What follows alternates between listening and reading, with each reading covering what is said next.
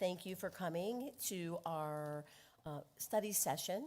We're going to go ahead and start, and all the council are here, so we will go ahead and start, and that is Larry will be presenting. Yes, Madam Mayor, members of the council, thank you for the opportunity. As you can see, I've got on the screen the topic that is included in today's study session. I know there's a lot of new terminology here and in regards to a specific scenario situation that we're dealing with as a city. And so I've put together a PowerPoint presentation to ultimately walk us through the dialogue tonight. The mayor and council will certainly have some questions, but I think it's important to note that the purpose of the study session this evening is to provide a background and overview of the Proposition 207 Notice of Claim arising from the city's adoption of the zoning ordinance requiring a conditional use permit for data center development and land use, and to explain options available to the city for the mayor and council. This session is intended to be informational and discussion. There will be no formal action taken this evening. Staff will review how we arrived at this point, explain our legal process under Proposition 207, and present the proposed plan for resolve. Formal consideration is scheduled for a regular council meeting of Monday, August the 3rd. And so, a bit of the background. This is just a bit of a overview of what we're going to talk about this evening. We're going to talk about the background and history in these particular land holdings, the location of the property, the zoning amendment, Proposition 207, the Private Property Rights Act, in the context to this circumstance here tonight. We're going to talk about Proposition 207 notice that has been filed, Proposition 207 waiver and conditions, which is one of the statutory allowances as an option for dealing with a Proposition 207 claim. And then in closing, I'll speak specifically to our Engage Casa Grande website that has been created and really talk about how individuals can make comment on this process.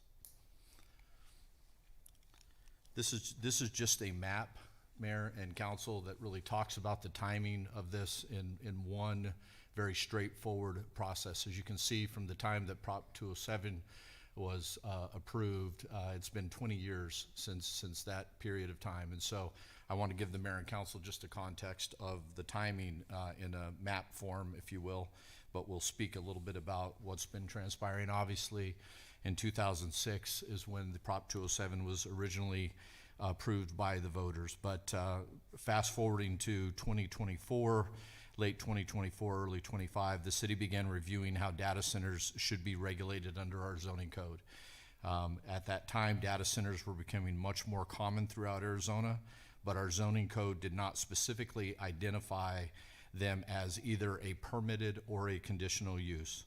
Because of the size and unique operating characteristics of these facilities, staff believed that the city needed to establish a clear policy before applications were submitted. As part of the process, staff researched how other Arizona communities were addressing data centers.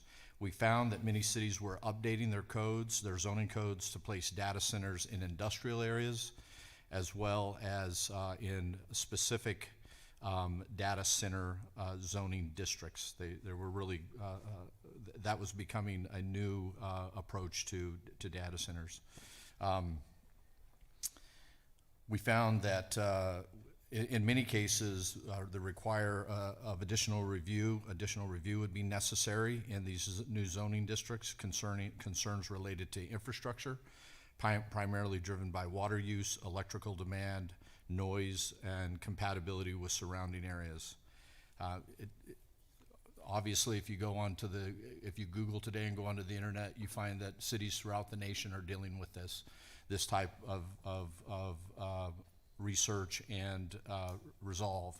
In our particular case in Arizona, obviously we have Proposition 207 that we need to deal with. The city's goal was never to encourage or discourage data centers. Instead, our goal was to ensure that if these facilities were developed, they would be located in an appropriate industrial area, supported by adequate infrastructure, and developed in a manner that protects the community's long-term interests. This approach is consistent with the city's 2030 general plan, which encourages industrial development while also minimizing impact on surrounding properties and protecting community resources. And so fast forward to 2025, staff proposed amendments to the zoning code that would specifically recognize data centers as an industrial use. During that time, 2 property owners requested a formal zoning interpretation asking whether a data center would be allowed on an industrial I-2 zone property under the city's existing code. And just to give everybody a bit of a context, I do have maps of the locations.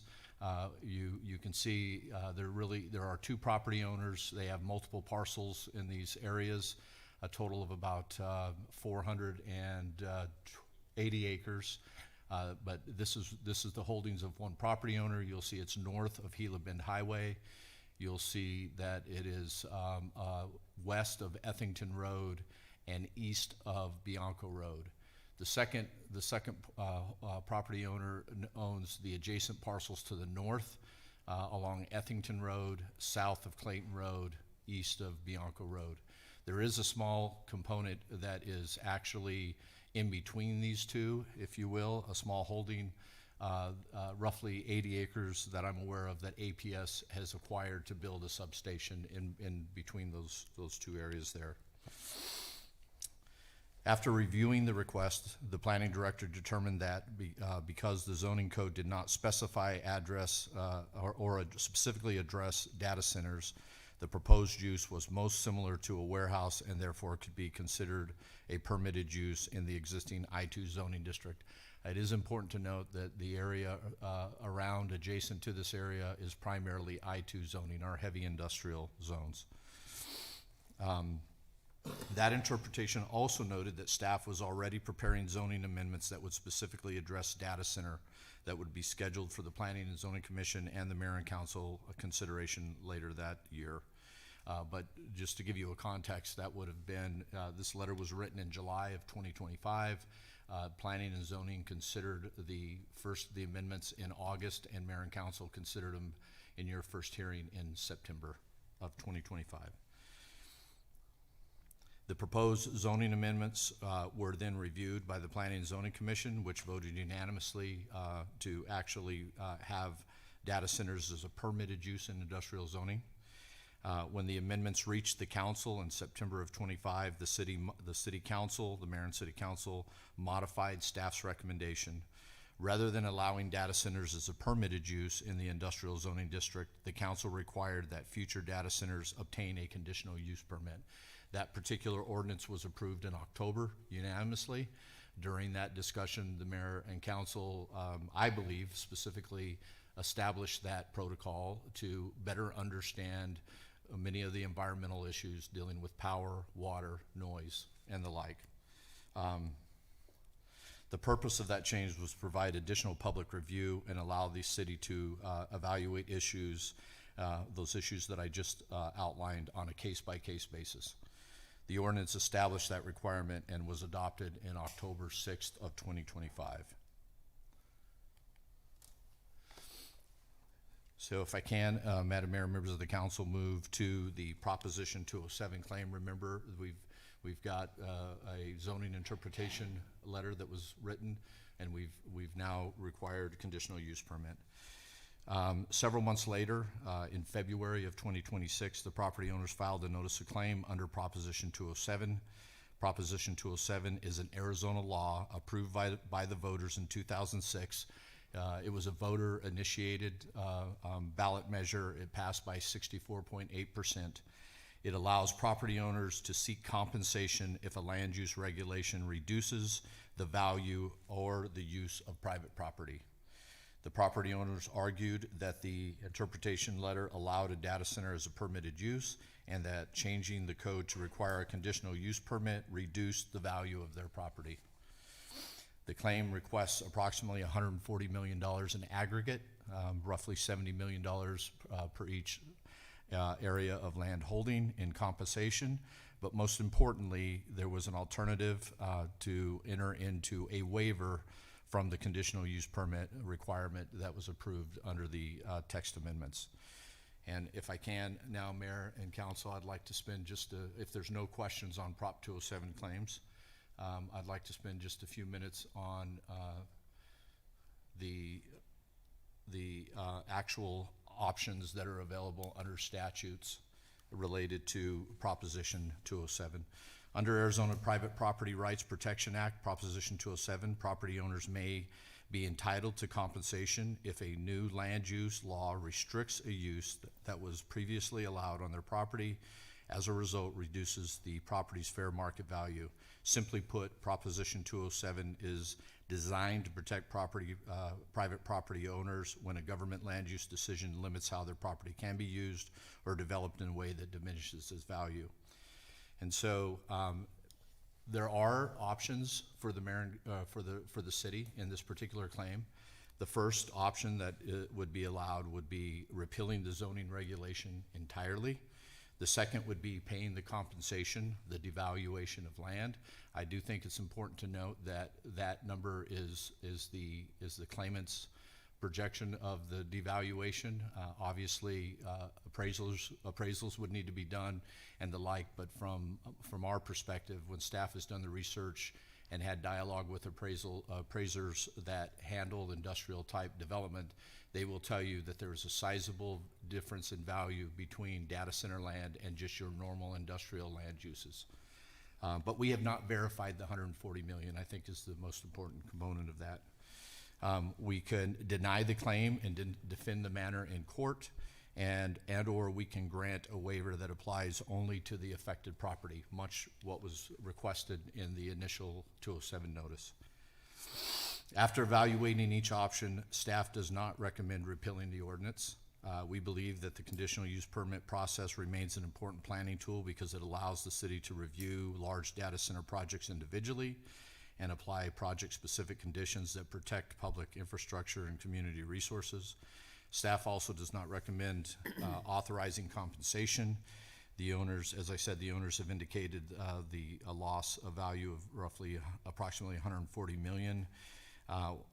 And obviously, while the amount of any potential compensation claim depends on a competent appraisal evidence comparing the property's fair market value immediately before and immediately after the regulatory agency, an obligation of this magnitude would exceed the city's available unrestricted reserves and would likely require the city to evaluate a combination of financing strategies, including the use of available fund balances, budget reallocations, reduction or deferrals of capital improvement program projects, potentially the issue of debt, and certainly the adjustment of future operational expenditures in future years.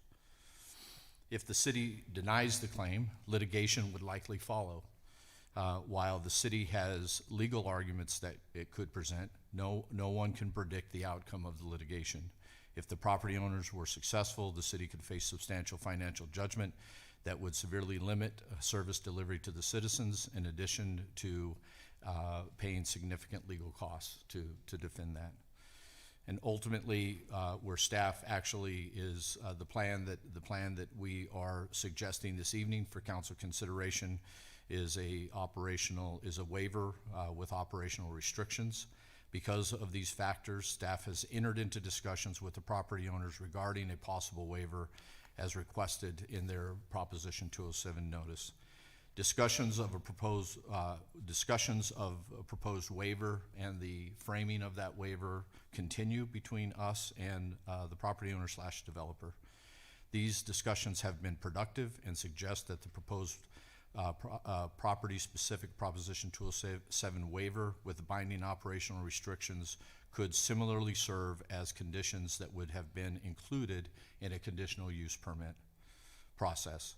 These conditions would likely include language on water usage, power generation, utility usage, noise mitigation, decommissioning requirements, and community benefits. Many of these concerns were identified by the mayor and council when you considered the amendments to the zoning code. We anticipate that the final terms of that proposed settlement would be finalized and available for the mayor and council's consideration at the August 3rd regular council meeting. The waiver would apply only to the property involved in this claim. It would not change the city's zoning code, and it would not apply to any future data center proposals. The proposed project would still be required to comply with all applicable federal, state, and local regulations, including building, fire, engineering, utility, and environmental requirements. And so ultimately, and I do have a couple of other items I want to cover, Mayor, but I want to really close the discussion on the 207 matter so I can entertain any questions. But staff believes, I believe, that pursuing a binding waiver with operational restrictions provides the best balance between protecting the city's legal and financial interests while maintaining the council's long-term policy for future data center development.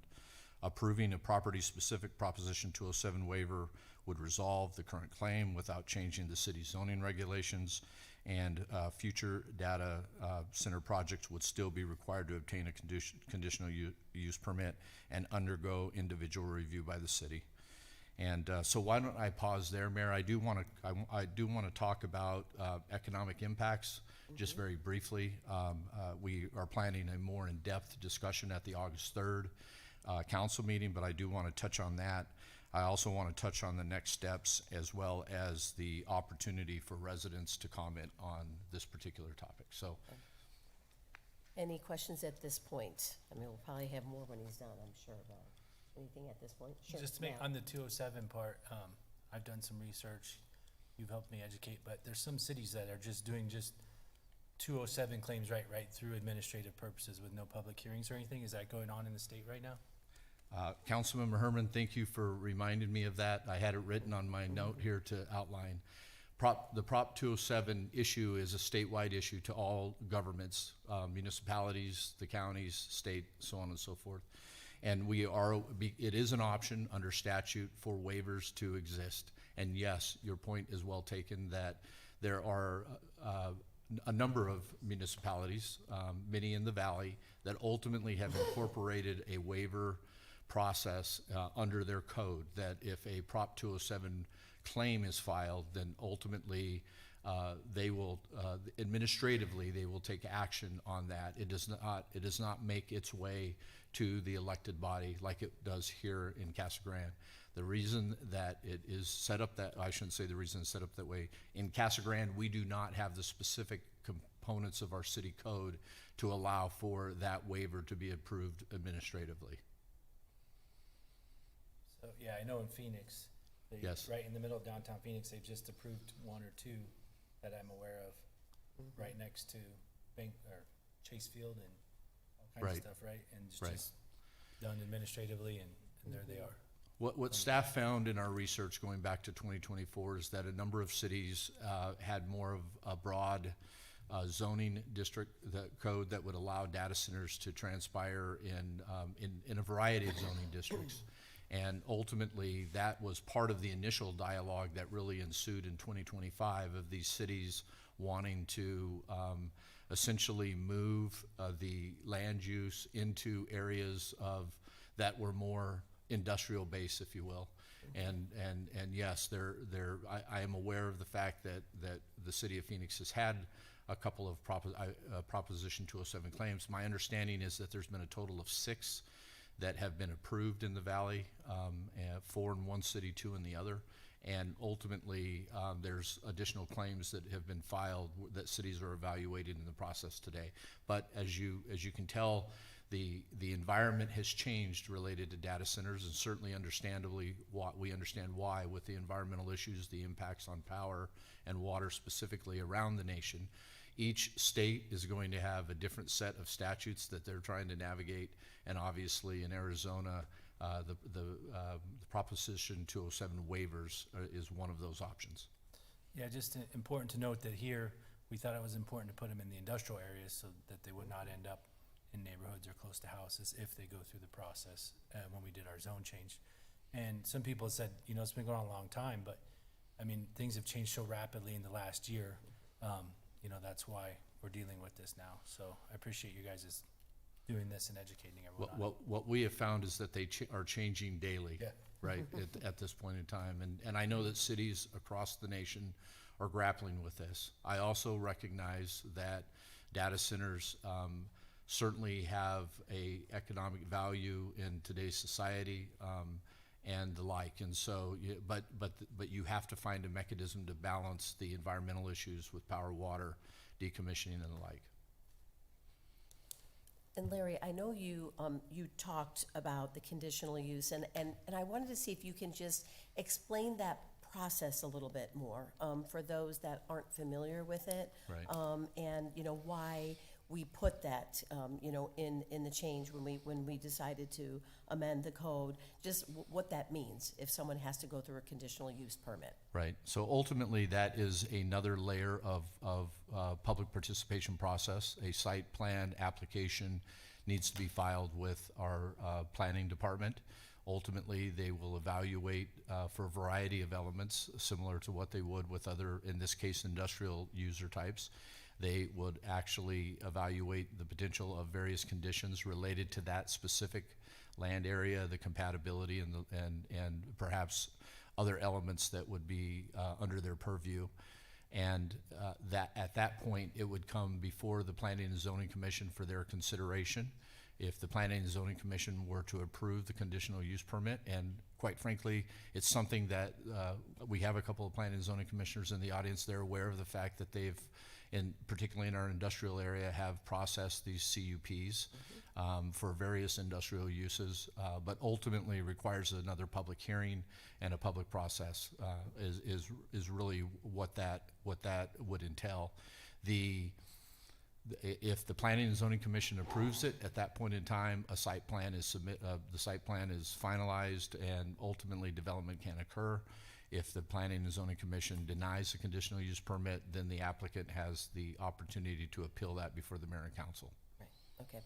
And I just wanted you to make Yes. sure that you highlighted exactly what that process is. And that's really, when it came before us, that was why we wanted to put a conditional use permit on this, so there's, you know, we can evaluate it case by case.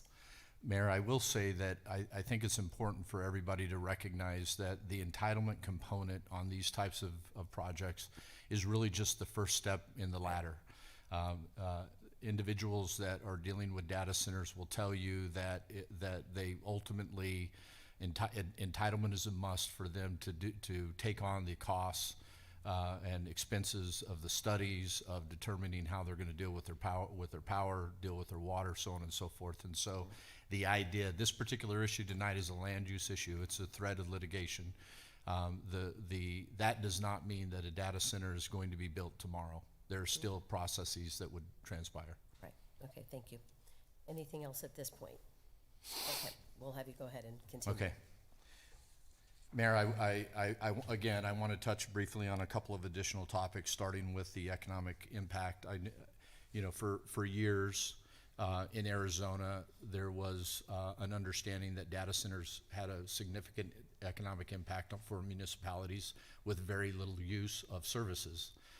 They don't have heavy truck traffic and the like. Obviously, with the environmental concerns that are being expressed today, that's changing. That's part of the changing landscape that we're dealing with. I believe that, and I did not bring the data with me, but I believe there's 86 data centers. I believe there's 86 data centers in the state of Arizona today. At one account, Arizona was number 4 for data centers in the nation. They typically have lower number of employment jobs, but they typically are a higher paid industry. And so there has been a bit of research done on just data centers in general, the impact that it would have on our local community if something were to build here.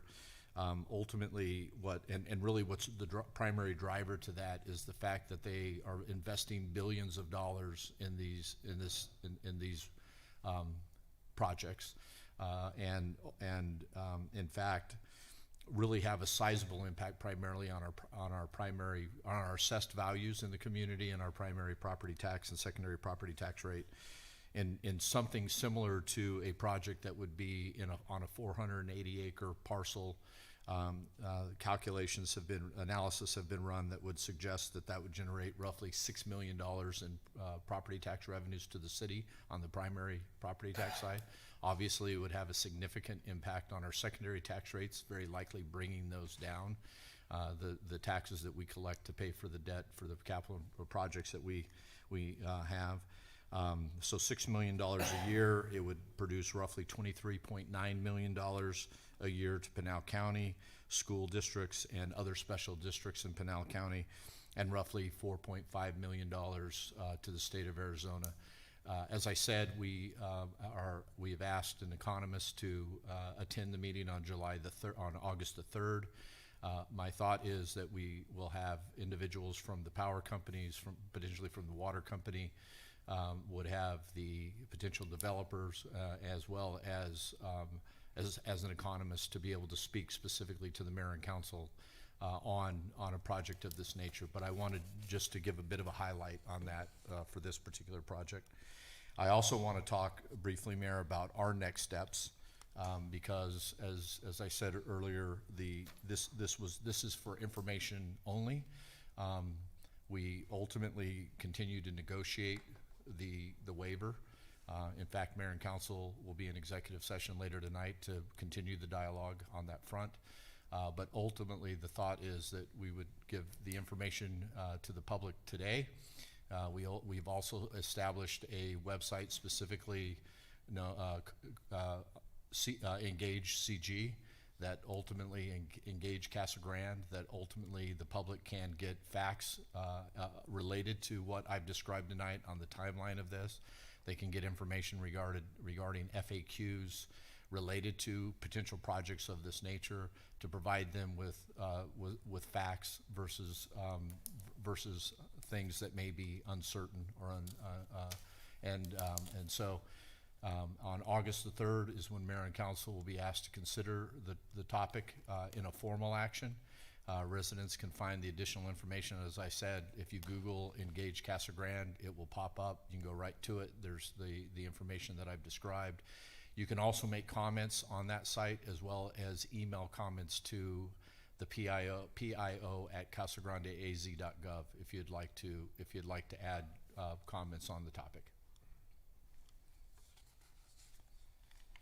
And with that, Madam Mayor, members of the council, I believe that I've covered the topic as the presentation that I was going to present this evening. Okay, thank you, Larry. Okay, are there any questions, any more comments from the council? No questions? You're good? Okay. Matt? Yeah. Okay. I just wanted to let everybody know, thanks for coming tonight. I'm sure Lisa will have something to say as well. It's important to us, I think I can speak, is that we could have just put this on a consent agenda legally. We could have just put it on an agenda, not talked to it, but it was important to me, and I think everyone else in here, to make this transparent for our community, so that we had time for everyone to hear about this and do their research on it like I've been doing. So it's important to get those, for us to be transparent, and it's important to find out the facts about this and not just get so emotionally involved.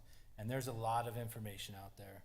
So I hope that you look at our website as well to help point you in the direction of different types of things. And there's always good and bad about everything, and a lot of points, And this one's tough because, $140 million or 100, whatever that number is, that's a lot of money for the city of Casa Grande to pay. That would drastically affect the operations of our city. Even Larry talked about debt financing. However you want to look at it, it would drastically affect. So that's something that weighs heavy on us here.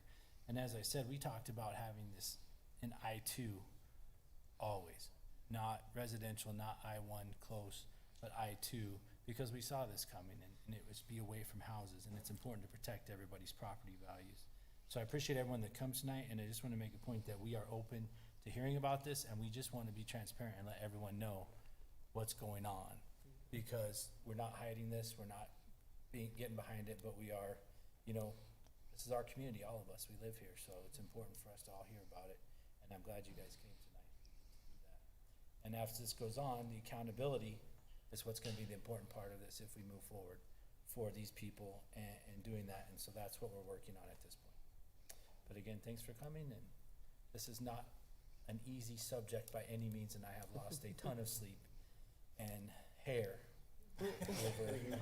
over okay. this subject. Yeah, you can't afford that. Sure, Anthony. Yeah, I'll just piggyback off of that.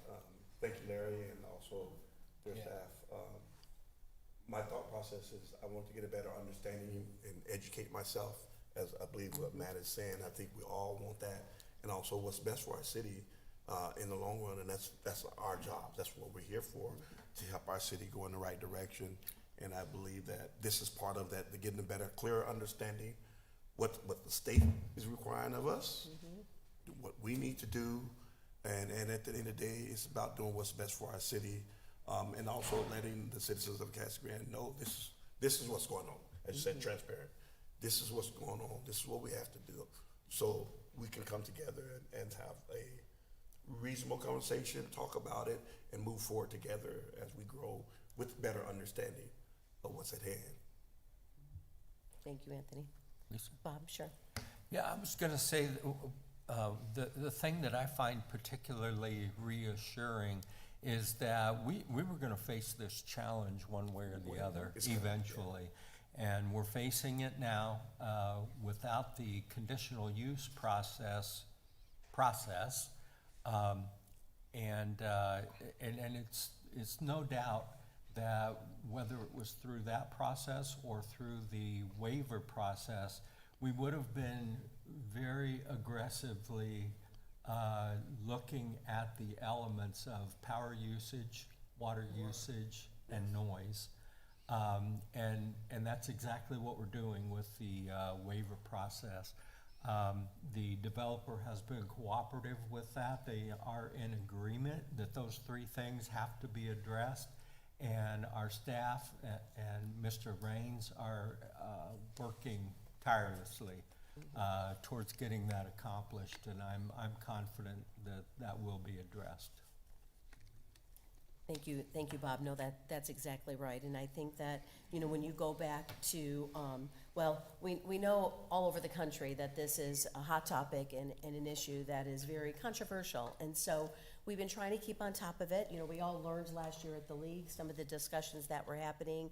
We continue, the staff and myself, being with fellow mayors from all over the state, this discussion comes up a lot.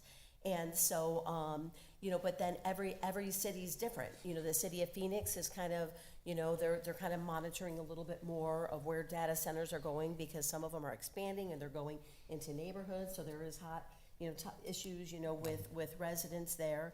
There's some cities that are begging for data centers. There some of my counterparts in cities that are like us, that are growing and, bringing industry to their community. They want data centers because they understand the economic impact and what it means to their community. So, so we, as Larry said, we didn't know that this was gonna really come our way, but because of where we're located, we have the natural gas line that's coming through. We knew that this was probably something that was going to, we were gonna have to address. So we took a proactive approach on how can we make sure that we're looking out for the best interests of our community, but also providing a resource that is needed. As we all continue to use our phones and use AI and everything else, we know that this resource is needed. So, I was proud that this council, agreed, all of us, on putting conditions on it. And so we knew the importance of addressing those concerns with water usage, power, noise mitigation, and community benefits. And so that's why we did this. We thought it was important. Didn't expect that we would get this Prop 207 claim. We were all pretty disappointed. This is not really something, way we wanted to go. We would have preferred those landowners to go through the conditional use, because we feel if they have everything that they're saying they have, why not go through the conditional use process? Because, they're, if they have all this, it's gonna, then the community is going to agree, as long as they're providing, the facts of what they're bringing to the project. So, but that, you know, this is what we were faced with, and evaluating how to move forward. And I have been pleased, obviously, with our staff, and the landowners have been listening to the concerns, and and how we can move forward together. And so they have agreed, to put these conditions, and so obviously they're still negotiating the final conditions, but this has been, I just want everyone to know, this is something that has been happening since February, that we've been talking through these issues. It's not something that is, we're handling lightly, that we're just gonna push through. We are making sure that we're addressing the concerns that all of you have. We have those same concerns and questions. So we're doing research, we're talking to experts, not so much the developer or a data center, expert. We are talking to the water experts, the power experts. We want to make sure that we're getting factual information on what it means if this data center comes, because we don't even know for sure if a data center is going to come. But we want to make sure that we are addressing those concerns, we're getting factual information, and we will make sure that we're providing it to you. So like Councilmember Herman said, we could have just put this through as a Prop 207 claim. We have to do it, or else we're gonna have to pay $140 million. So, but we didn't do that. We want to make sure that the conversations, we're having conversations with the public. We're providing you the information that we're getting. Please go on the Engage CG portal. It has all the factual information. Our PIO team, Heather and her team, have done a great job making sure they're reaching out to other cities and what they're finding, what issues are. It's a frequently asked questions and answer page. There's a page that has the whole process on what Larry talked about, where we were, why we made the decisions we made, and where we are today.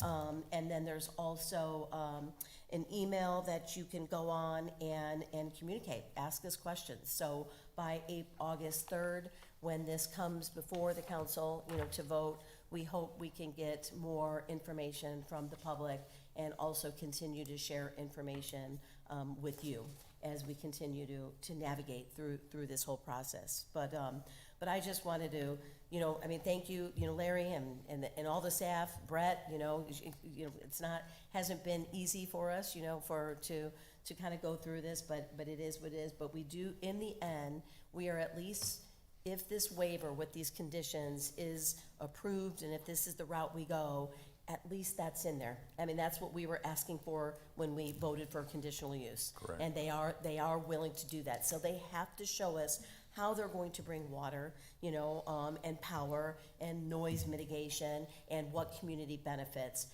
that they're gonna bring to this city. So we are all clear on all of that.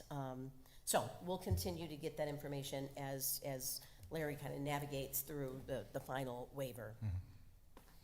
Any other questions, comments? Just a comment, Sure. I'm really happy with the council that we did put together that conditional use permit, and so we can navigate that in the future for future data centers and everything like that, and make sure that we have if we put a data center in here in Casa Grande, that's the highest quality for our community and for our water and for our resources. So Right. I'm really happy we did that. And it's funny, Sean, because I talked to some of my fellow mayors. I'm on the league executive committee with my fellow mayors, and none of them have this No, conditional not many use on cities there. do. Not Yeah. many cities in Arizona are set up to negotiate these data centers. And I really thought we were on the forefront Right. of getting this conditional use permit set in place before the data center, and this one just happened to Right. slip in there right before we did it. So, Right, yeah. right. But the cities are putting conditions in the Yes, waiver. yes. But as far as the actual conditional use permit. Yes, yes, and they're being good, participants in our city, that they are willing to meet all these recommendations. Right. In the water, just like you just stated. I don't want to tell everything that you just said, Right. but they are trying to do everything that would have been required of us Right. in a conditional use permit, Right. so. Right, okay.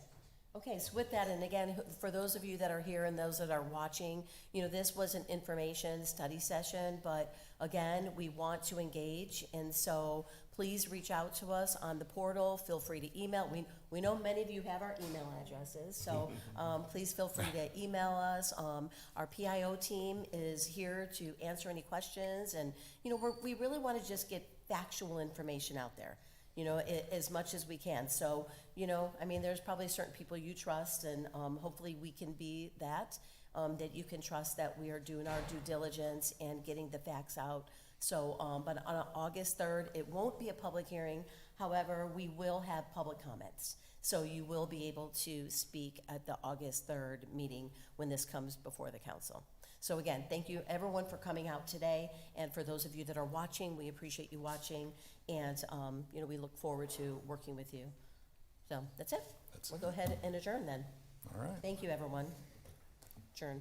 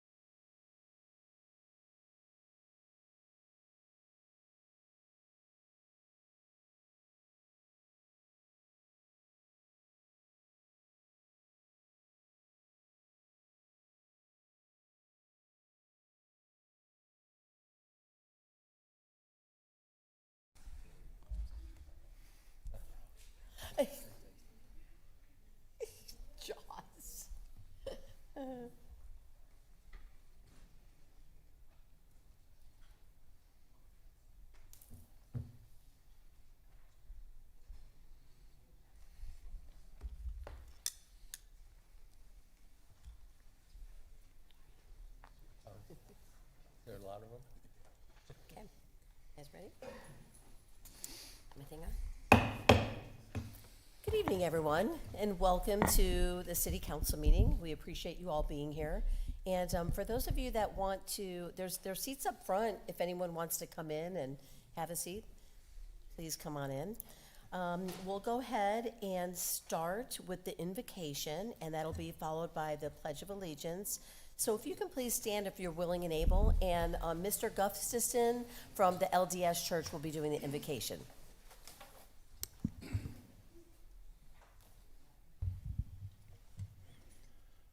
Our beloved Heavenly Father, we are grateful this evening to be able to be here at this City Council meeting. We're grateful for the freedoms that we have to be able to meet and discuss ideas and make decisions about this community. We're grateful for the many freedoms that we enjoy in this country. We ask you to bless our country and our state and this community, that we'll be able to be safe and be protected. Also, we'll continue to enjoy the freedoms that we have. Father, we ask you to bless this meeting with thy spirit, that decisions that need to be made will be made with the best interests of this community and the members here and how they can be helped. We also ask you to bless this community and the members and citizens, that they'll be aware of those that stand in need and are able to offer help and assistance to them in any ways that they can. We're grateful for the many wonderful things that thou hast given us, and we pray for these things in the name of Jesus Christ. Amen. Amen. Mayor Fitzgibbons, if I could add a comment. This past week, we lost a good friend and a longtime police officer, Mark Bonsall. He died at his home about a week ago. Please keep him and his family in your thoughts and prayers. Thank you. Please join me for a Pledge of Allegiance.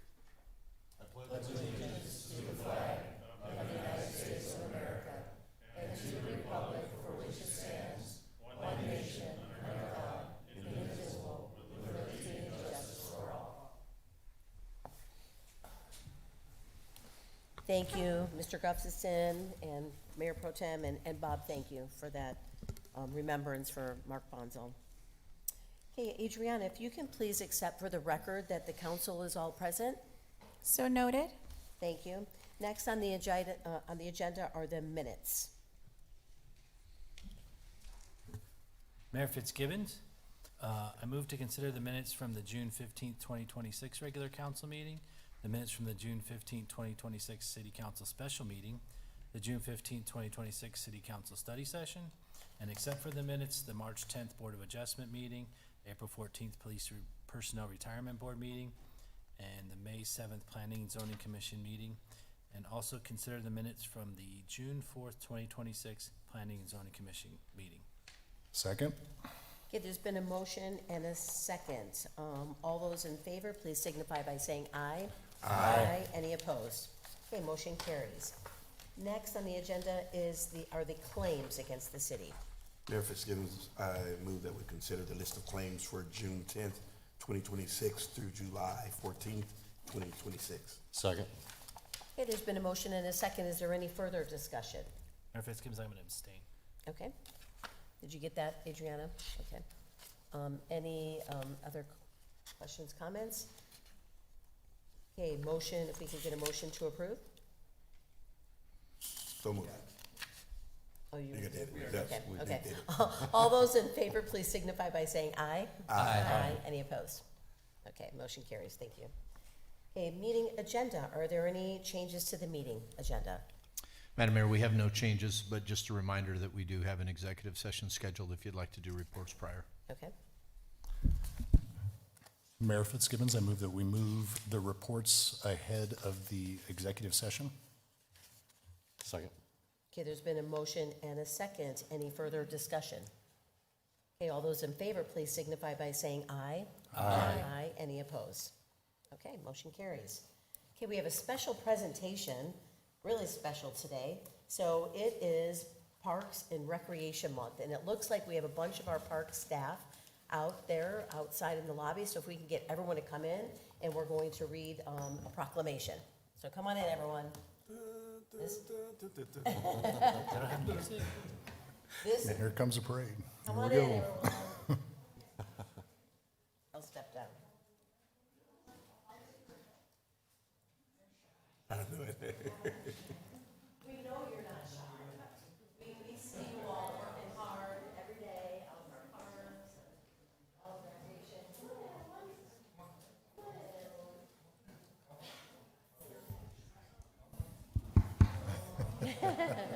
All right, here they come. Wow, what a great group. This is awesome. And where's Danny? Are you here, Danny? Is he here too? Oh, Aaron's here. Yay, Aaron. Hey, everyone, hi.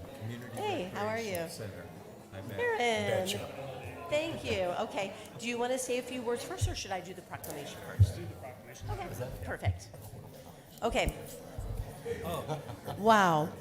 It's so great having you all here. So thank you so much. And, you know, here we are in the peak summer months, and this is your busiest time of year. And so we just, as a city, and on behalf of the City Council and the rest of the staff, thank you for everything that you do in providing such a great quality of life for all of our citizens and keeping our parks and our seniors and all the activities, you know, that we have through the city. So just want to thank you all on this special day, which is the designation of July as Parks and Recreation Month. So I'm going to go ahead and read the proclamation, and then Aaron's going to say a few words after. Okay, sounds good, Aaron. Okay, where designation of July as Parks and Recreation Month, whereas Parks and Recreation is an integral part of communities throughout this country, including the city of Casa Grande, and whereas Parks and Recreation promotes health and wellness, improving the physical and mental health of people who live near parks, and whereas Parks and Recreation promotes time spent in nature, which positively impacts mental health by increasing cognitive performance and well-being and alleviating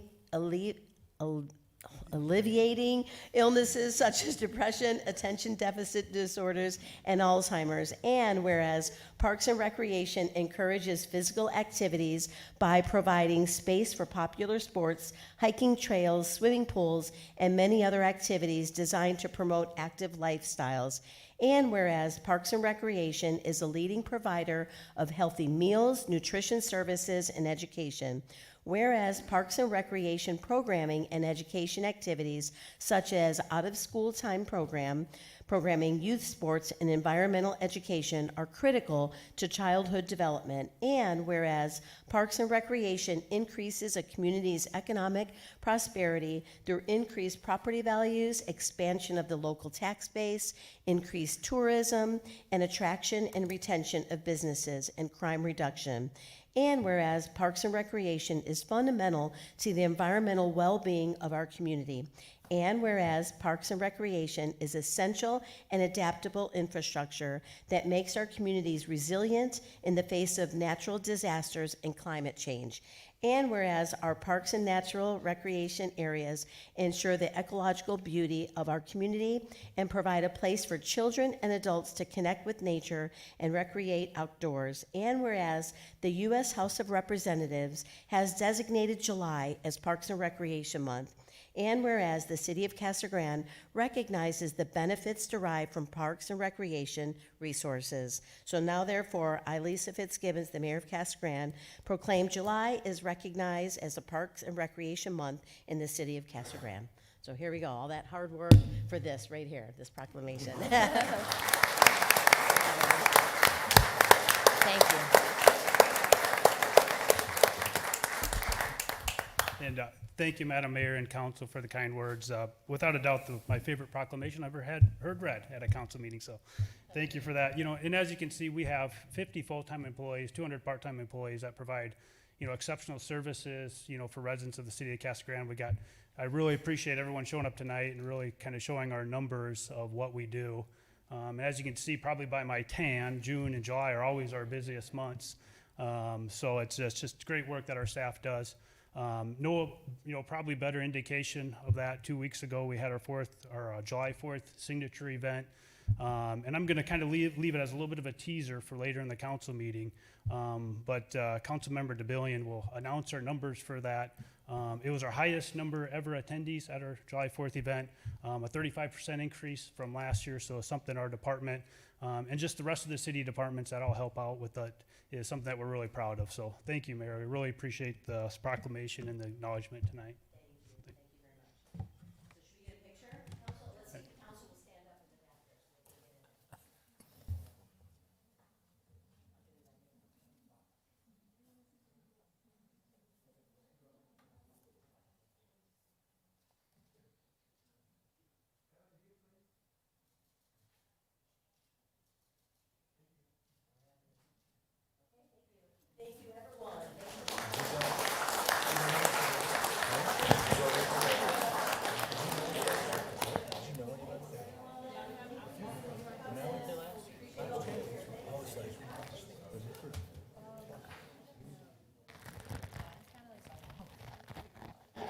Okay.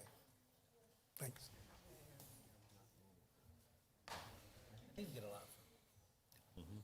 Sorry, Matt, were you able to stand without you? I did, yeah. I can lean on the counter. Oh, is that why you're saying? Okay.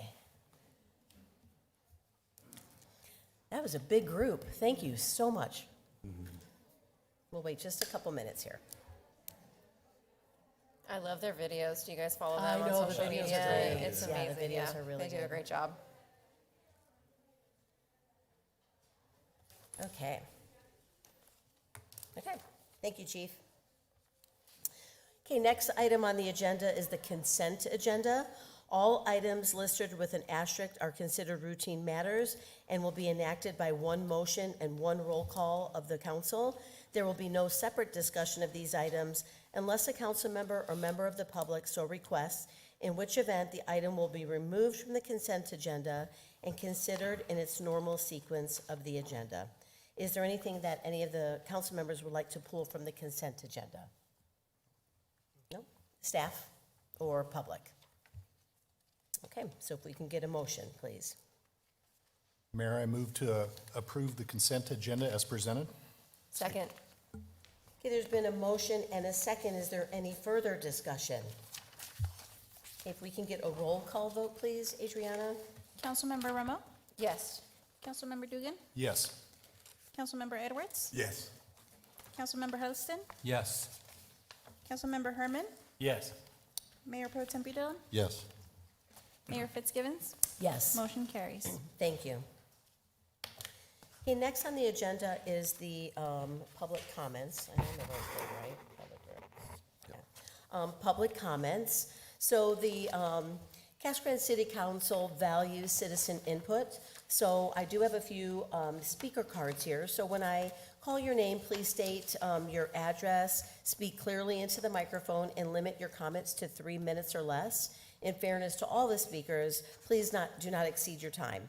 In accordance with the law, the City Council cannot respond to or discuss items not listed on the agenda, but may direct them to staff upon conclusion of all the public comments. So I'll go ahead and start with the comment cards that I have, but if there's anyone else that would like to come up and speak, you're definitely more than, you can definitely come up after this. So the first one is Barbara Sundust.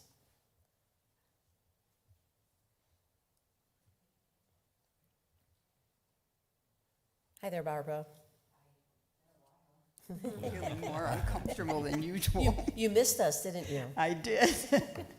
My name is Barbara Sundust, and I live at 1273 East Cordova Avenue in Casa Grande. I'm here and really to plead the case for the homeless, and again, I'm so grateful that Lencola is there with a cooling station that lasts from 6 to 10, but what happens after 10 o'clock? Where do they go? And if they have no place to sleep in their car? I was in Wisconsin last week, missed all the rain they had here, but definitely thought about what about people who are sleeping in their cars and trying to survive. So my plea again is for some kind of a 24-hour cooling station or a place for people at least to sleep at night. And the other thing, my cause, is to support, I don't know if everybody saw Pat Schreiber's article in the paper, and hers is exactly my plea. She says that her dream, and my dream, is to have a house or a building donated, emphasize the word, to help those facing homelessness, but not chronically homeless. And I have a friend right now, she and her mother's 84, and through not their fault, they are now homeless and struggling to find a place to stay. And it costs money going from hotel to hotel. So Pat talks about the increasing number of people at St. Vincent de Paul and elderly women who just for no fault of their own have lost their home, either because rent went up or because their husband passed away or left them, and they're just have no place to go. And it seems to me like, I mean, in other countries, the elderly people are cared for. We shouldn't be 60 or 70 or 80 and not know where you're going to sleep at night, or not have any comfort in having to make decisions and people to help you. So I think sometimes in our country, we're often very sort of selfish and cling to what we have in our possessions. So every person should have a place to live and sleep. Again, if there's a home or a building that could be made into a shelter for women, I support Pat Schreiber and her cause and her dream. And just real quick, I was in Wisconsin for my mom's 100th birthday. She lives in a place where everybody, and I know they probably pay a lot of money for it, but they're all elderly. They're all taken care of. They have celebrations for them. That's how it should be for an elderly person who's worked. Maybe she's worked at Kmart, so she doesn't get a lot of Social Security. But anyway, my plea is just for somebody who can either donate money or a house for these people. Thank you, Barbara. Okay, next is Fred Koenig. Hi there, Fred. Hi. Thank you, Mayor Fitzgibbons and the council. My name is Fred Koenig, and I'm here with the U.S. Small Business Administration Office of Disaster Recovery. Sent here specifically relating to a disaster on the San Carlos Apache tribe. It was severe storms and flooding that happened last October 10th through 13th. We're helping people there that have actual physical property damage, but for contiguous counties around the tribe, which includes Pinal, Gila, Graham, Greenlee, Apache, and Navajo, we have economic injury disaster loans for anyone that experienced economic loss during that event. Pretty generous terms for these. You may have heard about them before. Arizona and actually even Pinal County has multiple disaster declarations with open, active periods for these economic injury disaster loans going on right now. One related to the event that I just mentioned. We also have a drought declaration, some from other storms that happened last fall. Pretty generous terms. Businesses and ag cooperatives get a 4% rate. Nonprofits get a 3.625% rate. Terms up to 30 years long, no payments the first year, no interest the first year. We go up to $2 million on the loans. They can cover things like payroll, inventory, rent, utilities. So we're just kind of in the area for a limited time. We have staff at San Carlos right now that are helping the people that were directly impacted with physical damage. But to contact us, I passed around a flyer that all of you should have that has our 800 number, has a website on it as well. The easy site to go to is sba.gov/disaster. And it's pretty easy to navigate there. You just put in your state, then your county, the date of the disaster, and it'll pull up all the different programs you qualify for. So website's a good thing to go to, and thank you for your time. Thank you. Sure. Thank you for coming. Okay, next is Michael Harian. Did I say it right, Michael? Okay.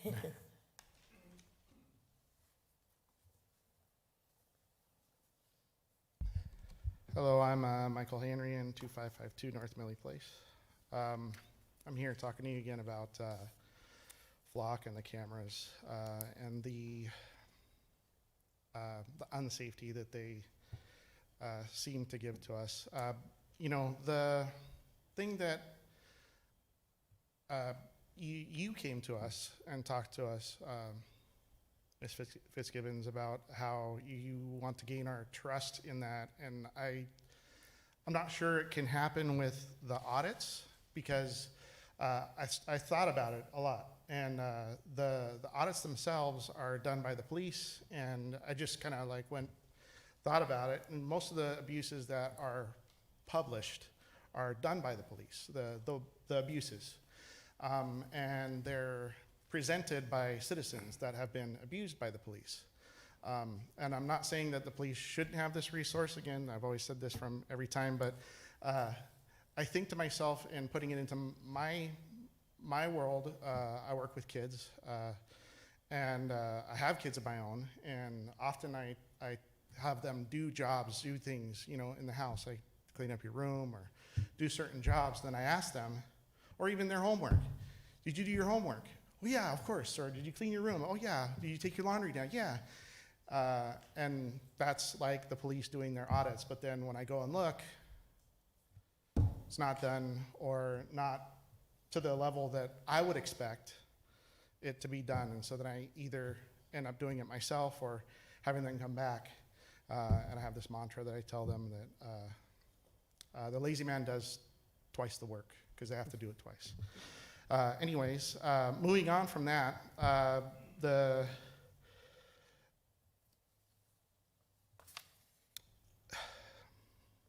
there's a number of things that I can talk about. I could talk to you guys for hours about this.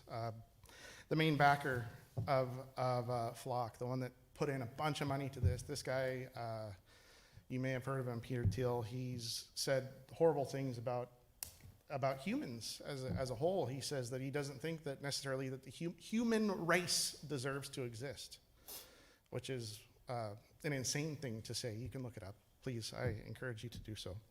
I got 30 seconds, so I'm going to say one thing, and it just came up to me as Barbara was talking. We're spending $10 million on this over the next 10 years. Why not take that money and give it to her, or to programs that can help the homeless? I'd much rather see that than seeing multiple cameras pointing the same direction, which I've seen around the town, than doing that. Help Barbara with that money. There's enough cameras around. Cut it out. Thank you, Michael. Okay, Jacob Petrowski.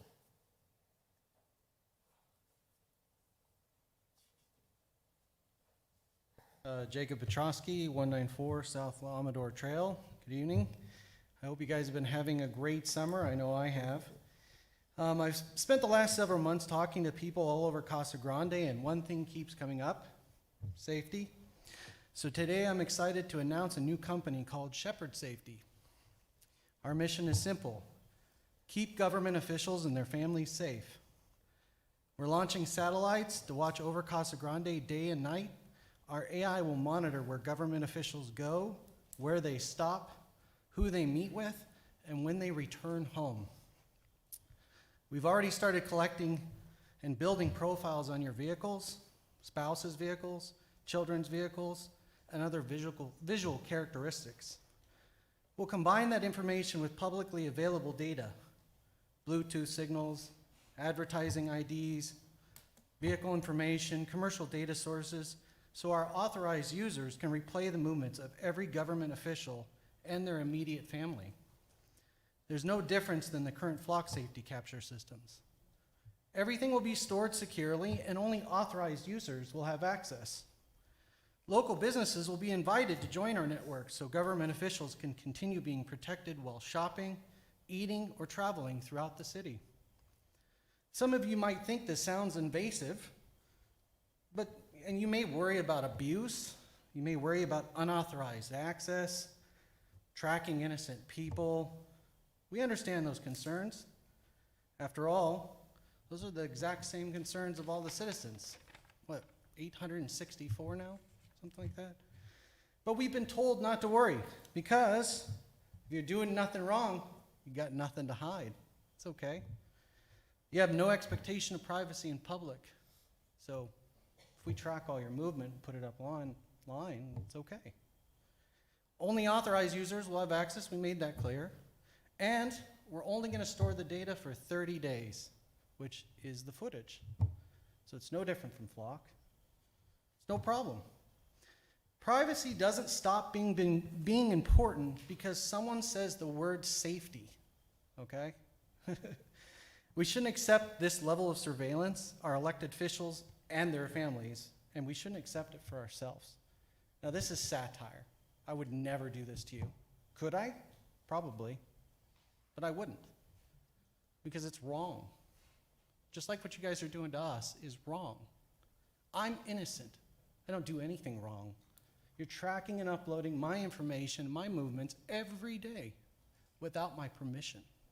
And I don't appreciate it. And I'd like you to stop. I'd like you to do something about it. I'd like you to put it behind a warrant, just like my phone records. That's what I'm asking you guys to do. Thanks. Thank you, Jacob. Okay, Kirk McCarville. Oh, sorry, I see that, L2. Okay, is there anyone else that would like to speak? Public comments? So, no? Okay. Okay, no one else? We'll go ahead and close the public comments. And the next item is I-1, and I believe, is that you, Rob? Yes, Mayor, that is. Okay, perfect. Good evening, Mayor and Council. Over the last few years, the city has received feedback from residents regarding the downtown area, suggesting that there is insufficient lighting levels in some areas to help there be a feeling of public safety in some parts of the downtown. And so staff worked with Wright Engineering back in 2024 to do a lighting study to see what areas could use more lighting in the downtown area to help increase that feeling of safety and also to add to the aesthetic of the area. And from that study, there was a plan created it was originally planned as a 3-phased plan in 3 subsequent fiscal years to help add more lighting to the downtown. And by downtown, there was a specific area designated for the project in the downtown, including portions of Florence Street, Marshall Street, Maricopa, Sackatone, 2nd, 3rd, and 4th Streets. And due to the scale of the project, it was initially planned over 3 different phases. And the first phase was started off in fiscal year 2026, and then there was additional funding allocated in this current fiscal year 2027. And Wright Engineering completed the design for this project, which included ensuring that everywhere in the downtown met the standards of the Illuminating Engineering Society's recommendations for lighting levels for protection of both pedestrians and also just general safety in the downtown area. And as the design progressed, it made sense to combine the construction of year 1 and year 2 in that 3-phase plan in order to help minimize the disruptions in the downtown, help save some costs, and also to help it deliver the project more quickly. And so before you tonight would be a combination of the construction for phase 1 and phase 2, all in the same go this fiscal year. And that would bring an additional 44 light poles to the downtown area this year. And the construction will be done by a utility construction company under one GPA cooperative contract. And the total cost for the contract with utility construction company for the construction would be $1,744,624. And in addition to that, staff's also requesting for the remaining difference between that contract amount and the total budgeted amount of $53,837 to hold on to as a contingency just in case something comes up over the construction. And if not, then that money will be rolled for a future project. As far as the project schedule is concerned, as soon as utility construction company gets a notice to proceed, they will begin getting the permits and going through that whole process. The public outreach will take place in September and October to make sure every business in the downtown knows when the disruption is going to happen around them so they can be able to make arrangements and plan for that, with construction starting in October. And the construction will run until June of 2027. And the part of the reason for this long construction timeline is that in order to do the different light poles, a construction or a foundation needs to be poured, has to set for a certain amount of time before it starts being able to then be built on. And so it's going to be a phased approach throughout the downtown. In order to incentivize the project to stay on schedule, there will be liquidated damages as part of the contract as well to help ensure that efficiency as well. So staff recommends an approval of this item, and I'm happy to answer any questions. Any questions? Comments? Go ahead, Matt. Rob, is this gonna involve street closures, do you think, or? So it's anticipated, Councilmember Herman, that there will be, I don't know about a full street closure, maybe temporarily if there's boring or the like, but at least there will be blockages of some lanes while foundations are being poured and such. So there will be some disruptions. They'll be communicated in advance and well publicized. I mean, just along our main, where a lot of our retailers are, I hope during the winters, their busy time in the holiday season especially, they can be sensitive to that, so plan ahead. Of course. To, you know, minimize disruption. I mean, they're gonna be happy when it's done, just like all of our construction. It's a pain while it's going on, but when it's done, it's great. But just hope, yeah, kind of mention that too, hopefully, that Of course. they can keep that. Especially on Marshall, it's gonna be nice to have that Yes. lighting. It's so dark there. Yes, Any other- long overdue. Yes, it I'm so is. glad this is coming because we needed that lighting in downtown, Yeah. for sure. Any other questions, comments? Okay. If we can get a resolution number, please. Resolution number 5953, a resolution of the Council of the City of Casa Grande, Arizona, accepting a proposal from Utility Construction Company, Inc. to provide and install additional lighting for downtown Casa Grande, authorizing the expenditure of public funds and authorizing execution of a contract with or purchase order to Utility Construction Company, Inc. Mayor Fitzgibbons, I move approval of resolution number 5953 as presented. Second. Okay, there's been a motion and a second. Is there any further discussion? If we can get a roll call vote, please, Adriana? Councilmember Romo? Yes. Councilmember Dugan? Yes. Councilmember Edwards? Yes. Councilmember Huddleston? Yes. Councilmember Herman? Yes. Mayor Pro Tem Badillan? Yes. Mayor Fitzgibbons? Yes. Motion carries. Thank you. Okay, item I2. Thank you, Rob. Thank you. Staff recommends that the mayor and city council award a contract to Horak LLC in an amount not to exceed $222,750. Horak was originally selected through a request for qualifications process in accordance with Arizona Revised Statute Title 34 requirements to provide design services for Thornton Road from Main Street north to Cottonwood Lane. And that design included the widening of the roadway as well as the widening of the railroad crossing. This contract is a new contract with Horrocks Engineering to design the south portion of Thornton Road from Gila Bend north to the tracks. And the reason we're entering into this new contract, it's much cleaner that way, just to do a new contract. The project was originally scoped to build the north half and the railroad crossing, but the grant that we received for $4,054,390 wasn't enough to do that north half, including the railroad crossing. However, when you take the railroad crossing cost out of it, it gives us enough money to finish both the north and the south half. Unfortunately, it's going to leave a pinch point in the middle of that segment of roadway, but staff is aggressively working on trying to find either additional grant funds or other funding sources to come back in the future and fund that portion and finish that construction. So this will be just the new contract of the design, the south half of that project, and then work with the available funds in the existing grant to build the north and south half without the railroad crossing. I hope that makes sense. It's a little bit complicated. But with that, I'd be happy to answer any questions. Okay, any questions? No questions? Okay, we can get a resolution number, please. Resolution number 5954, a resolution of the Council of the City of Casa Grande, Arizona, accepting the proposal for professional services from Horrocks LLC for the design of Thornton Road between Gila Bend Highway and Main Avenue, authorizing expenditure of public funds and authorizing the execution of a contract with or purchase order to Horrocks LLC.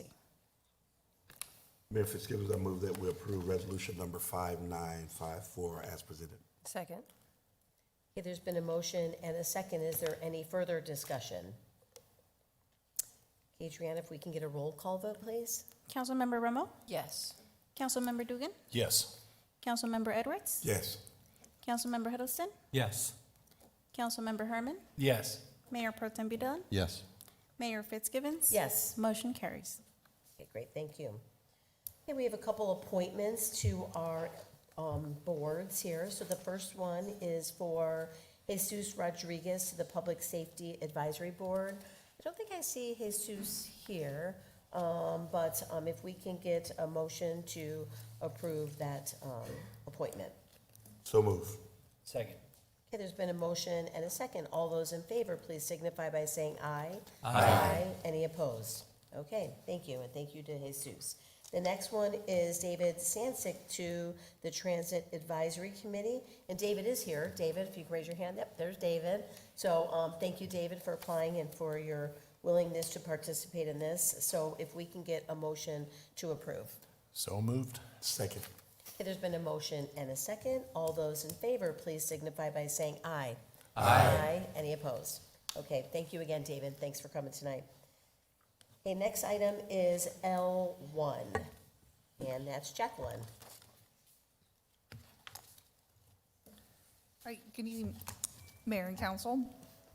So this first item is a PAD amendment to Mission Valley Unit 1 to allow a wireless telecommunication facility within their PAD zone district. A little background on the Mission Valley Unit 1 PAD.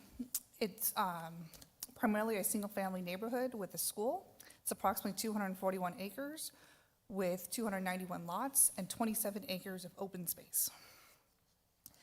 This request is to allow one 85-foot tall wireless facility site within an 18-acre HOA tract and would be screened with an 8-foot CMU wall.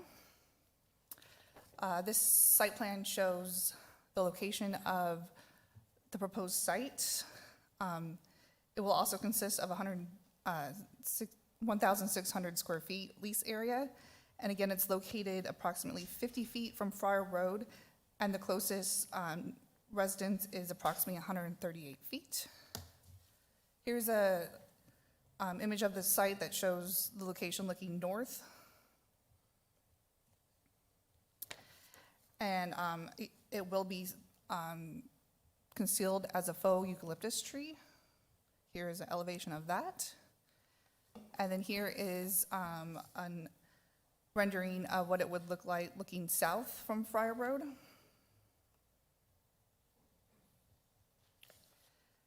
Regarding the PAD amendment criteria, there's 11 criteria that is covered within the attached staff report. I'll be going into a little detail on the two highlighted items.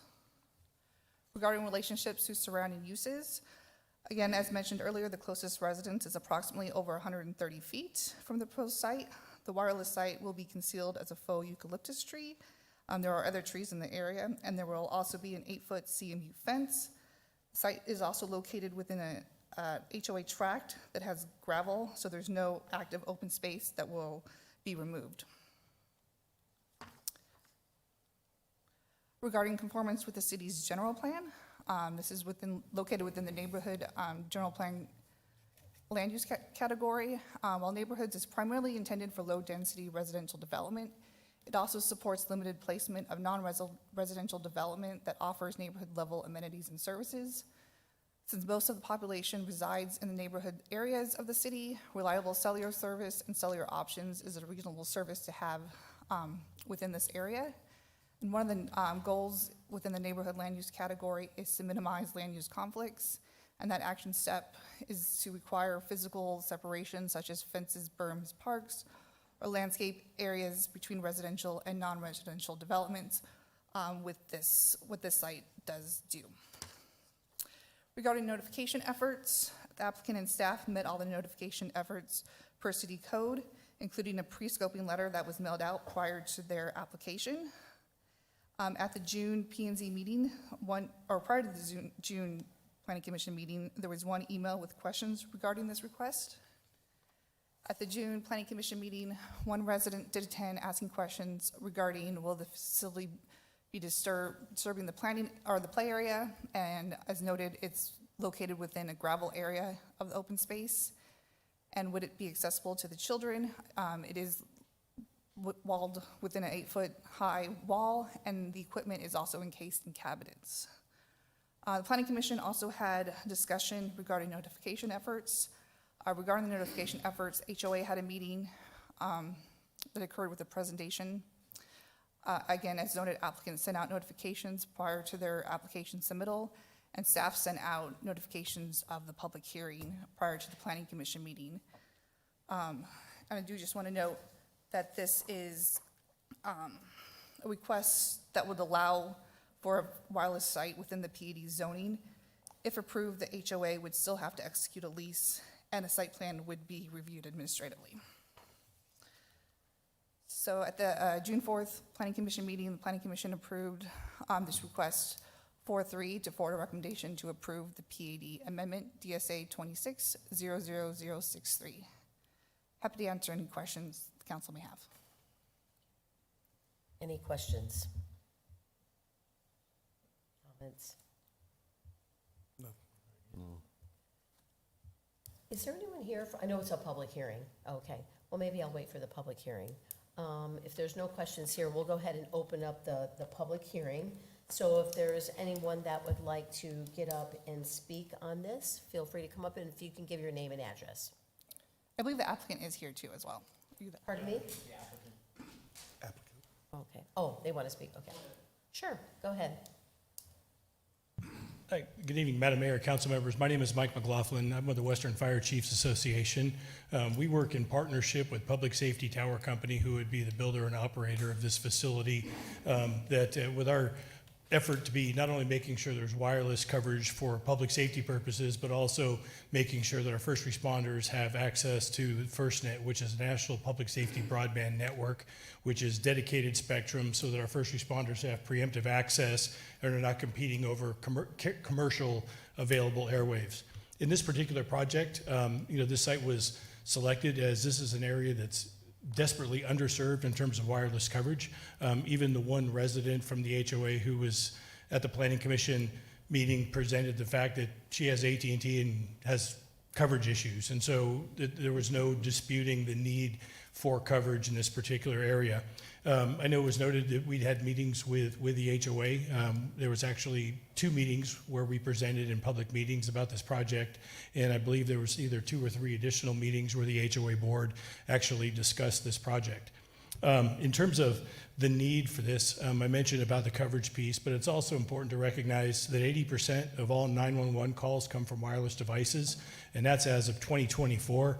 The data is being updated now, and we're going to expect it to be much closer to 90% of all 911 calls, and 79.7% of homes in the United States are wireless only, which means they rely 100% on wireless phones and no longer have wired landlines. So wireless coverage is a public safety emergency, whether it's for our first responders being able to communicate and receive pre-arrival instructions. When I started my career, and I know with Chief Keene as well, that we relied solely on 2-way radios, which means one person can talk at a time, where now we rely on smartphones, tablets, mobile data computers, 12-lead EKG electrocardiograph machines have the ability to communicate to the hospitals, just to name a few. As residents, from fall protection to a wider range of wearables such as smartwatches and different things that are help to keep the community safe, require wireless connectivity in order to operate. And even, in looking, as I picked up a copy of the agenda when I came in this evening and seeing the Safe City Initiative and the C-Click Fix programs that the city of Casa Grande is embracing, require people to either receive the notifications or to be able to reach back to the city through those programs, which, based on the 80% statistic of wireless only, requires wireless coverage. And so with that, I have with us Linda Grice, who's named as the applicant, and we also have the president of the HOA here today for any questions you may have. Thank you. Perfect, thank you. Right, I have nothing to add, and we'll just stand for questions, and the HOA is here also if you've got questions for them. Okay. Hello, my name is Brett Howard, 1857 East Pilgrim Street, Casa Grande. I am the president of the HOA for Mission Valley. Okay. And so I know one of the questions that came up was the amount of notification that was given to the community. This first appeared on our agenda back in July of 2025. And from there to today has appeared on 7 agendas for HOA meetings. Oh, wow. With 1 meeting in October, basically being totally dedicated from the presentation of the companies involved, the first responders, and a wireless engineer that answered all the questions the community had. And throughout those meetings, we had less than a dozen people with concerns or opposition, and most of those were minor. And of the couple that were concerned, more concerned, it was more about the wireless exposure, which I think the wireless engineer seemed to relieve a lot of that stress. There's probably still a couple that have concerns about the exposure aspects of it, but I think there's enough reports and studies out there to show that that's not really a concern. Did you have any questions for the HOA board?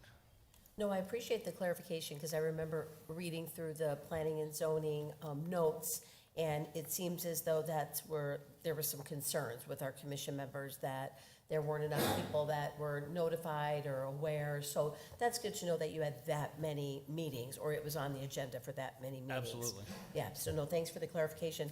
I think for me, the only thing is, when you go to that slide with the actual tower, have you committed to this whole eucalyptus tree?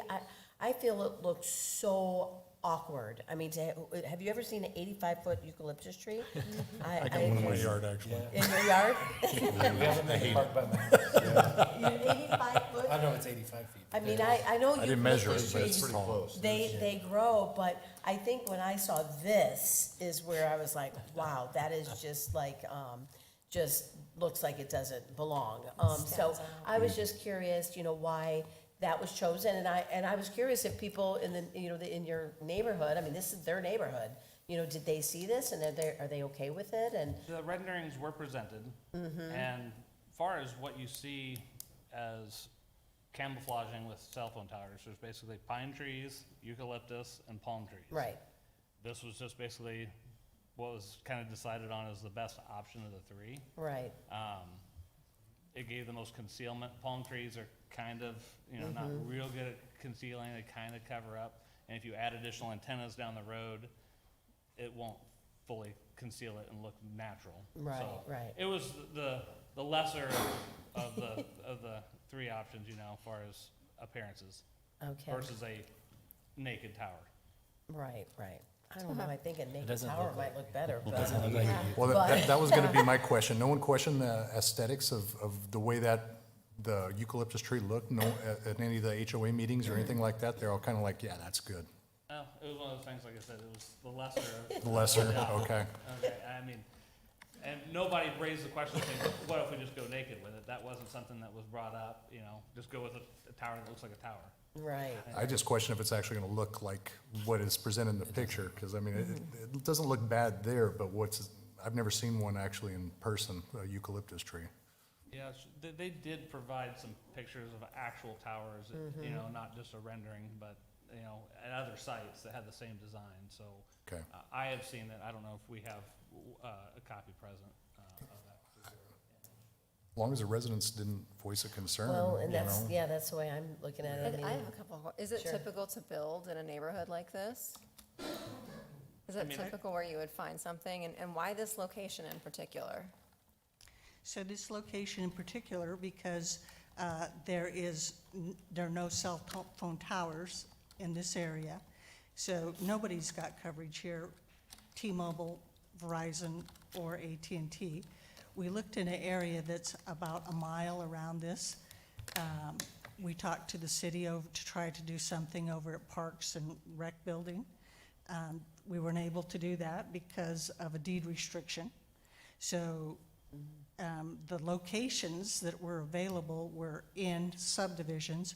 The vacant areas are under control of a large developer in the area. They tried to work with us, but because of their plans, it put the tower out to the east so far that it didn't help on the coverage. So the tower is tall because it has an angle on the antennas. So it can, if the taller it is, the more coverage you get. So as you get a shorter tower, the coverage area shrinks. So it's either a tall tower or 4 small towers, kind of a trade-off there. And the eucalyptus, I believe, is kind of directed through the city code to be concealed in residential areas. So it was a concealed tower, is why we didn't, I mean, I don't think the code allows for a naked tower. Okay, Just feel like it's so close to that park. right. As far as another community that has a tower, there is up off of Val Vista, a community that has one that sits closer to homes. I don't know how tall it is, but it's a palm tree tower that sits up there. It's right at the corner of the community. Of course, it's not right next to the park, but it sits right on top of homes on either side. They're closer than the 130 feet that we're giving it here. It's not unheard of. Right, I mean, it's very typical to have towers of the 75, 85 Right. foot height in like Tucson, Phoenix, Right. this metro area. And once you get up, like up on the rim, you've got 100-foot towers, they tend to be pine trees. You know. What is, I mean, this looks on the rendition here, it looks like it's got a lot of leaves and stuff like that. We have the monsoons and everything blowing through here. What's the maintenance on the aesthetics of it? So everything doesn't blow off. Right, so the company that makes it is in Tucson. So the leaves are kind of like a fabric composite, and they stay on. I mean, at times they break down over many years from sun. And so they have to be replaced like every 12, 15 years, the leaves. But they do pretty good. They do pretty good, but they'll maintain them, or are they just gonna come in every 12 years and redo it? Or is it gonna be a constant maintenance type deal? No, it's a constant maintenance. So like, let's say somebody's working on it, they break off a limb, it gets repaired and goes back on. Okay. And I understand the need, like the, I forget your name, I'm so sorry, with the fire, yeah. Mike McLaughlin. Yeah, no, I appreciate you telling us, the need, and, I have heard that this area does struggle with cell service. And so, obviously, you guys are with the HOA, so that's something that is needed out there. You're right, it's just the location, and it's just, to me, that looks so awkward, but if it's up, the best of, of all the choices, I guess, and that's what. And if I may, just on location, right, a lot of the work that we do are infill sites, right? Meaning Yeah. communities built out and I need to provide coverage. The unfortunate in the greater scheme of things is that wireless communication is not considered a public utility like electrical, right? And so we find ourselves after the fact needing to come back and build, and infill projects are extremely difficult because the communities are built out. It's being setbacks from homes, setback from different things. A lot of the projects we build are in parks because they're open areas in a way. Obviously, in an ideal world, it would be away from that, but you can't be too far away from that, otherwise you don't achieve your coverage objective, right? So it's a constant challenge, really.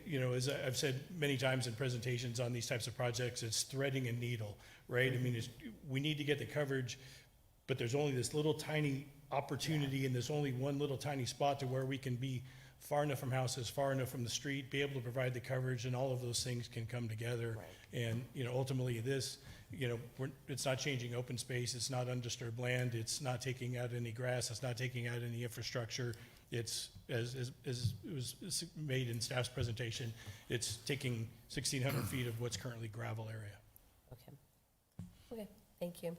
Any other questions, comments, Matt? Yeah, Sure. one. Brett, I'm gonna put you on. I got a couple of emails from citizens about this, and I appreciate the fact about I didn't think about the public safety angle either. That's important. But I got some stuff about the, what do you call it, the waves going out, but we can't rule on that, right, as law? That's correct. I just want to be clear because people ask me about that, and I know there's a federal law that we can't consider that in these type of hearings. That's correct. As long as they are, and they always have to do that, but they have to meet the federal requirements. But if they do, we don't have the ability to deny it for that reason. This is a rezoning, but it certainly, so if you don't feel that it is an appropriate use in that area, that's always a choice. But the RF should not be portion of your decision tonight. Okay. Thanks. Yeah, just so those people that emailed us know, something that we think about. But I think with the HOA here and stuff, it seems that you guys didn't have too much opposition out of the 291 homes, and also the the notice part was the thing, like the mayor said, and you guys had seven meetings, so. Right, and actually, we have 940 homes total in the Mission Valley HOA. Okay. So there's, quite a bit, and out of, like I said, it was less than a dozen people out of 940 homes that voiced concerns. Okay. Sure. Ron is another board member with Okay. the community. If you can give us your name, please. How y'all doing today? I appreciate everything you do. I really do. I know what it's like to try and assist a community when everybody's fussing at you. And it's the same thing as being on an HOA. I'm on the HOA because I don't like them, and I felt the need to get it under control. Brett also got on the board, running on a common sense platform. And so where I live is in the walkway that you guys maintain and control. So everybody comes by me, and they can't help but stop and fuss, cuss, and discuss. And of course, you're always going to have a few who are of the TikTok science community, and they're worried about growing elephant tusks out of their belly button if we're too close to this tower. But I'm telling you, people just constantly are berating me.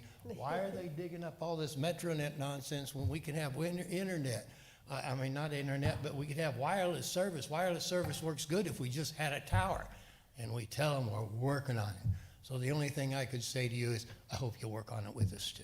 Thank you. Okay, anyone else? We'll go ahead and close the public hearing then? I don't know if anyone else wanted to speak. That was all the applicant. Oh, that was all the applicant. Oh, okay. Thank you for the applicant. Okay, so public hearing. We'll open the public hearing. Is there anyone else that would like, or anyone that would like to discuss, talk to the council on this matter? Okay, we'll close the public hearing. And anything else with the council? Questions, comments? Okay. So if we can go ahead and get an ordinance number, please, Adriana. Ordinance number 1178.137.1, an ordinance of the Council of the City of Casa Grande, Arizona, approving a major amendment to the Mission Valley Unit 1 PAD for property generally located along the west side of Friar Road, south of Angelica Street, Casa Grande, Arizona, to allow one wireless telecommunication facility. Mayor Fitzgibbons, I would move for approval of ordinance number 1178.137.1 as submitted. Okay, there's been a motion and a second. Is there any further discussion? If we can get a roll call vote, please. Councilmember Romo? Yes. Councilmember Dugan? Yes. Councilmember Edwards? Yes. Councilmember Huddleston? Yes. Councilmember Herman? Yes. Mayor Pro Tem Dillon? Yes. Mayor Fitzgibbons? Yes. Motion carries. Thank you. Okay, we're gonna come and see it when it's done, so we can get a picture by it. That you can look- Thank you for coming too, all of you. We appreciate it. Okay, item L2. Right. This has two requests for Blue Stem. It's a minor general plan amendment and a zone change request. The site is generally located at the northwest corner of Florence Street and Peters Road. The first request is a minor general plan amendment to amend approximately 25 acres from downtown to manufacturing and industry. And this is, the minor general plan amendment is a little bit of a cleanup that was done because the parcel's actually split between two land use categories. And to proceed with the zone change request from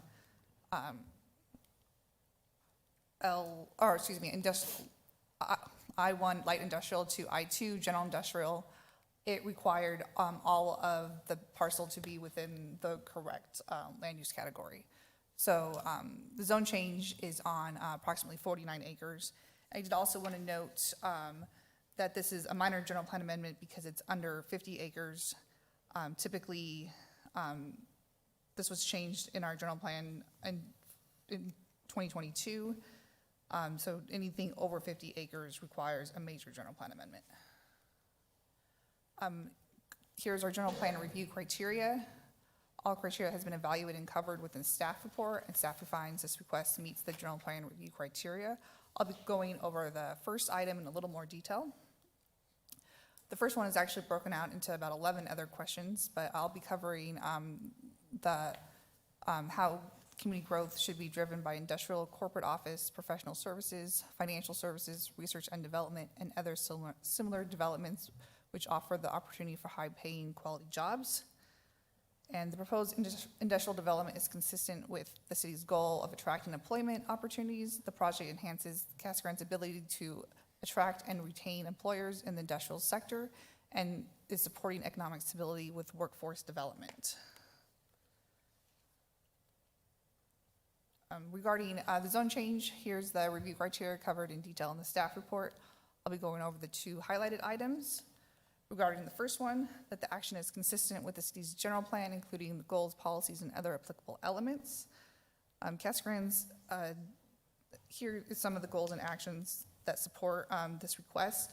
Casa Grande's general plan specifically identifies industrial and employment-generating uses as a key driver of community growth. This request increases the city's inventory of shovel-ready industrial land and supports job creation, employer attraction, and long-term economic stability. Industrial land is increasingly competitive regionally, and larger users need flexible zoning, larger sites, and operational compatibility. Regarding that the proposed zone change is necessary and proper at this time to meet the land use needs of the city. The city is currently experiencing significant demand for industrial land, particularly for uses requiring larger sites and greater operational flexibility.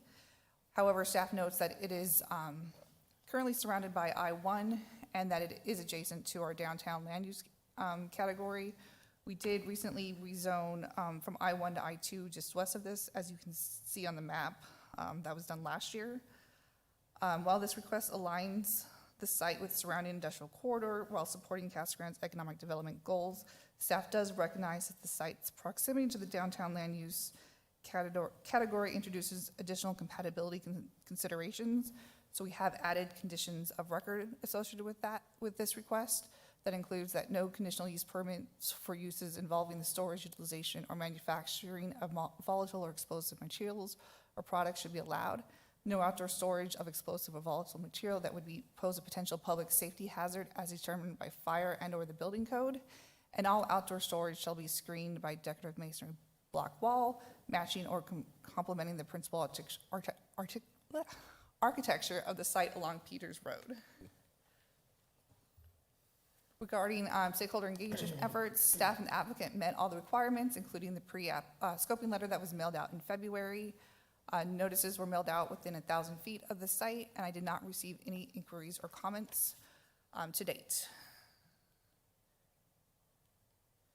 At the May 7th Planning Commission meeting, Planning Commission made a motion to forward to City Council a recommendation to approve the minor general plan amendment to change the land use from downtown to manufacturing. However, on a 3-4 vote, the motion was denied. And at the same meeting, the Planning and Zoning Commission made a motion to forward to City Council a recommendation to approve the zone change from I-1 to I-2. However, on a 3-4 motion, this was also denied. So in accordance with our City Code 1768-500, a rezoning which has been recommended by denial by the Commission shall not be reviewed by Council except upon written request by the applicant. The applicant has provided that written request. So tonight, Council may, after accepting comments, either approve the zone change request, deny the zone change request, or minor general plan amendment, or it can be tabled. However, per our code, it cannot be tabled more than 75 days. So with staff's recommendation to Planning Commission, should Council consider approving the zone change request, staff is recommending that the conditions of record be provided as noted earlier. So happy to answer any questions Council may have. Thank you, Jacqueline. Any questions or comments? No questions. Want to hear the applicant. The applicant Want to is hear the also applicant? Okay, we'll go ahead and go with the applicant now. Thank you.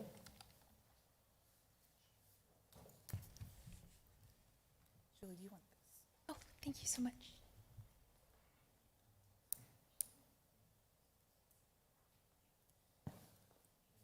All right, good evening, Mayor, members of the council. My name is Julie Vermillion with the applicant CVL Consultants located at 4550 North 12th Street in Phoenix. I do have a presentation here. Looks like they're pulling it up. Okay.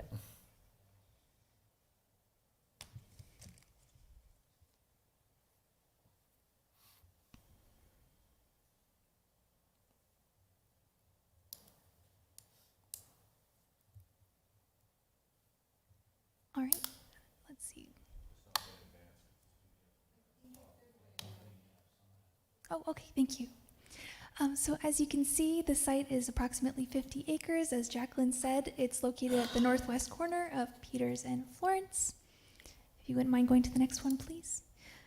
So this existing general plan designation, as Jacqueline mentioned, it's a split designation right now. So we have a patchwork of half manufacturing industry and half downtown. So our request is to make sure that this is a consistent overall land use. I would like to mention at Planning and Zoning Commission, there was a commissioner who was concerned about maintaining the downtown portion of the land use as it is and potentially expanding your downtown development onto our property. There was a mention of potentially the city buying this land and turning it into maybe a convention center or some sort of public use that would contribute to the downtown area. But as you can see on the map, it might be hard to see, but there is already industrial zoned parcels and industrial development in this downtown land use already. So the map is a bit deceiving.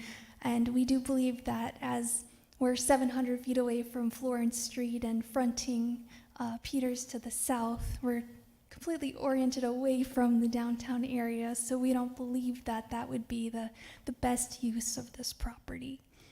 Could you please go to the next slide? So that just shows that overall manufacturing industry that we're proposing.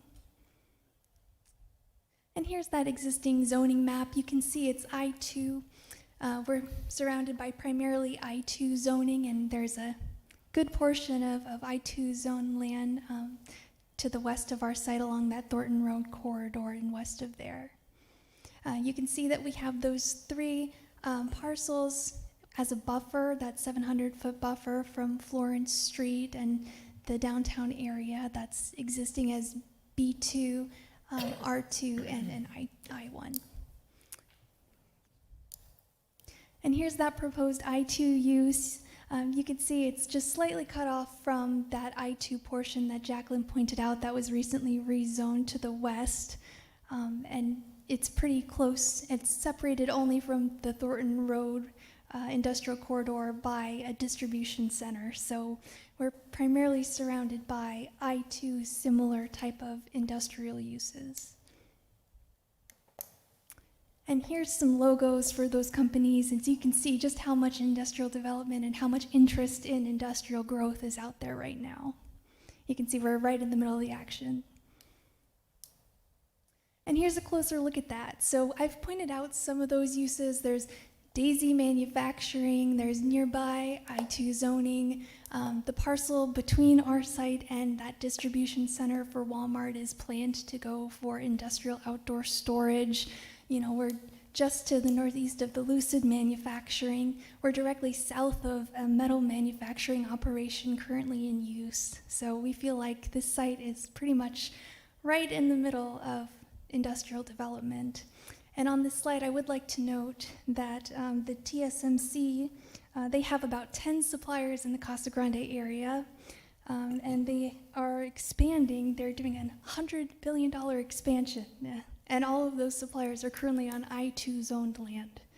So we're gonna need some more I2 zone land in this area to make it attractive to those type of users, and this site would be in a great location, so close to that Thornton Road corridor. I'm on to the next one. There we go. So this is just a concept sketch so you can see how the site would be laid out. We would plan to have 2 points of access south off of Peters Road. You can see that Southwark Metal Manufacturing use that's directly to the north of us, and then a portion of that buffer we would have from Florence Road on the east. So I'd just like to cover a few benefits of this proposal. Advanced industrial users for I-2 uses, they typically generate less traffic than the more local I-1 users. It's compatible with the surrounding typical I users that I mentioned, like the Daisy Product Manufacturing, Southwark, Lucid, all of these users that are currently involved in the area. As I mentioned, the frontage will be on Peters Road entirely, so it won't have any kind of direct connectivity to the downtown area. Access is directed away from the downtown and those uses. And we have that 700-foot buffer from the development to the east and the nearest residence. As Jacqueline mentioned, the property owner agreed to exclude volatile and noxious uses as part of the stipulations. I'd also like to mention that the existing I-1 zoning limits the site. It limits the development opportunities that we could have on the site to non-basic employment, which doesn't typically qualify for a payroll multiplier. It's typically those local-oriented, lighter industrial uses. And I-2 would permit a more advanced industrial uses, more export-oriented uses that would support higher wage jobs and a broader range of economic opportunities and opportunities for economic growth in Casa Grande. They would typically increase tax revenue, and they're classified as basic employment with a payroll multiplier, which I'll go into on the next slide. So this is a quick summary. I won't read all of it, but as I noted, that I-2 would typically qualify for basic employment, which is more export-oriented. It's going to be those uses that generally support the economic growth of the city and yield that basic employment outcome, whereas the I-1 is more local-oriented, so less export and more local goods and services. That would be the non-basic employment, and there's a graph showing the difference on the next slide.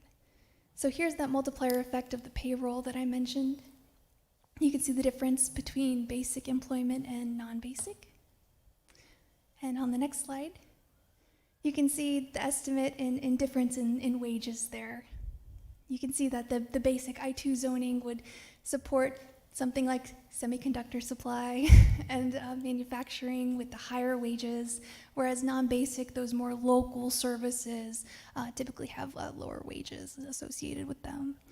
So by supporting the rezoning to I-2 on this site, we would be promoting that economic growth and those opportunities for more advanced industrial higher wage uses. And I'm available if you have any questions. Okay, thank you. Any questions? Go ahead, Matt.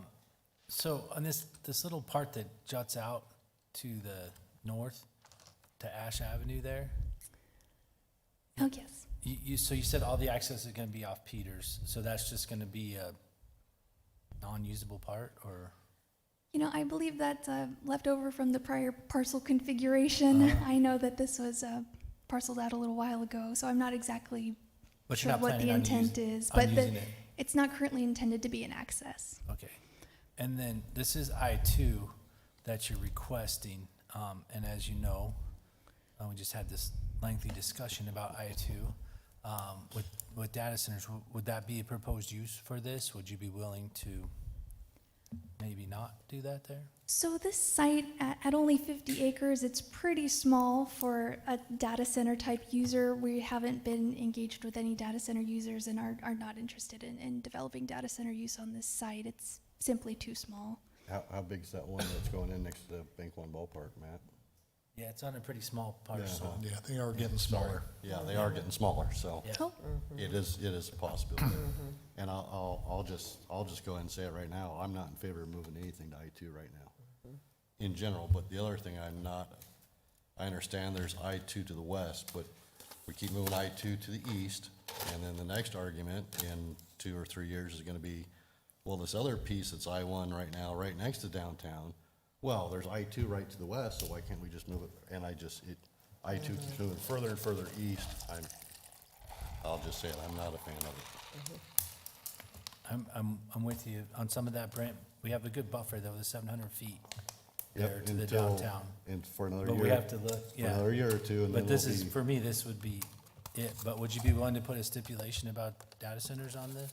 The property owner is willing to do that, yes. Okay, so no data center use? I would also like to note that we are currently surrounded by industrial zoning and zoned industrial as it is. So this would simply be just allowing a few more uses on the site and slightly more intense advanced users. Well, under that scenario, if it was moved to I-2, wouldn't we now be covered by our change to require a conditional use permit? It would be, but I would just like more of a Assurance? We won't have to go through that process. If I could, I just Okay. want to remind the mayor and council, because we talk about the conditional use for data centers in I-2, but it is also a conditional use in I-1 today. So if you do not Yes. rezone it, they can do data centers as a conditional use.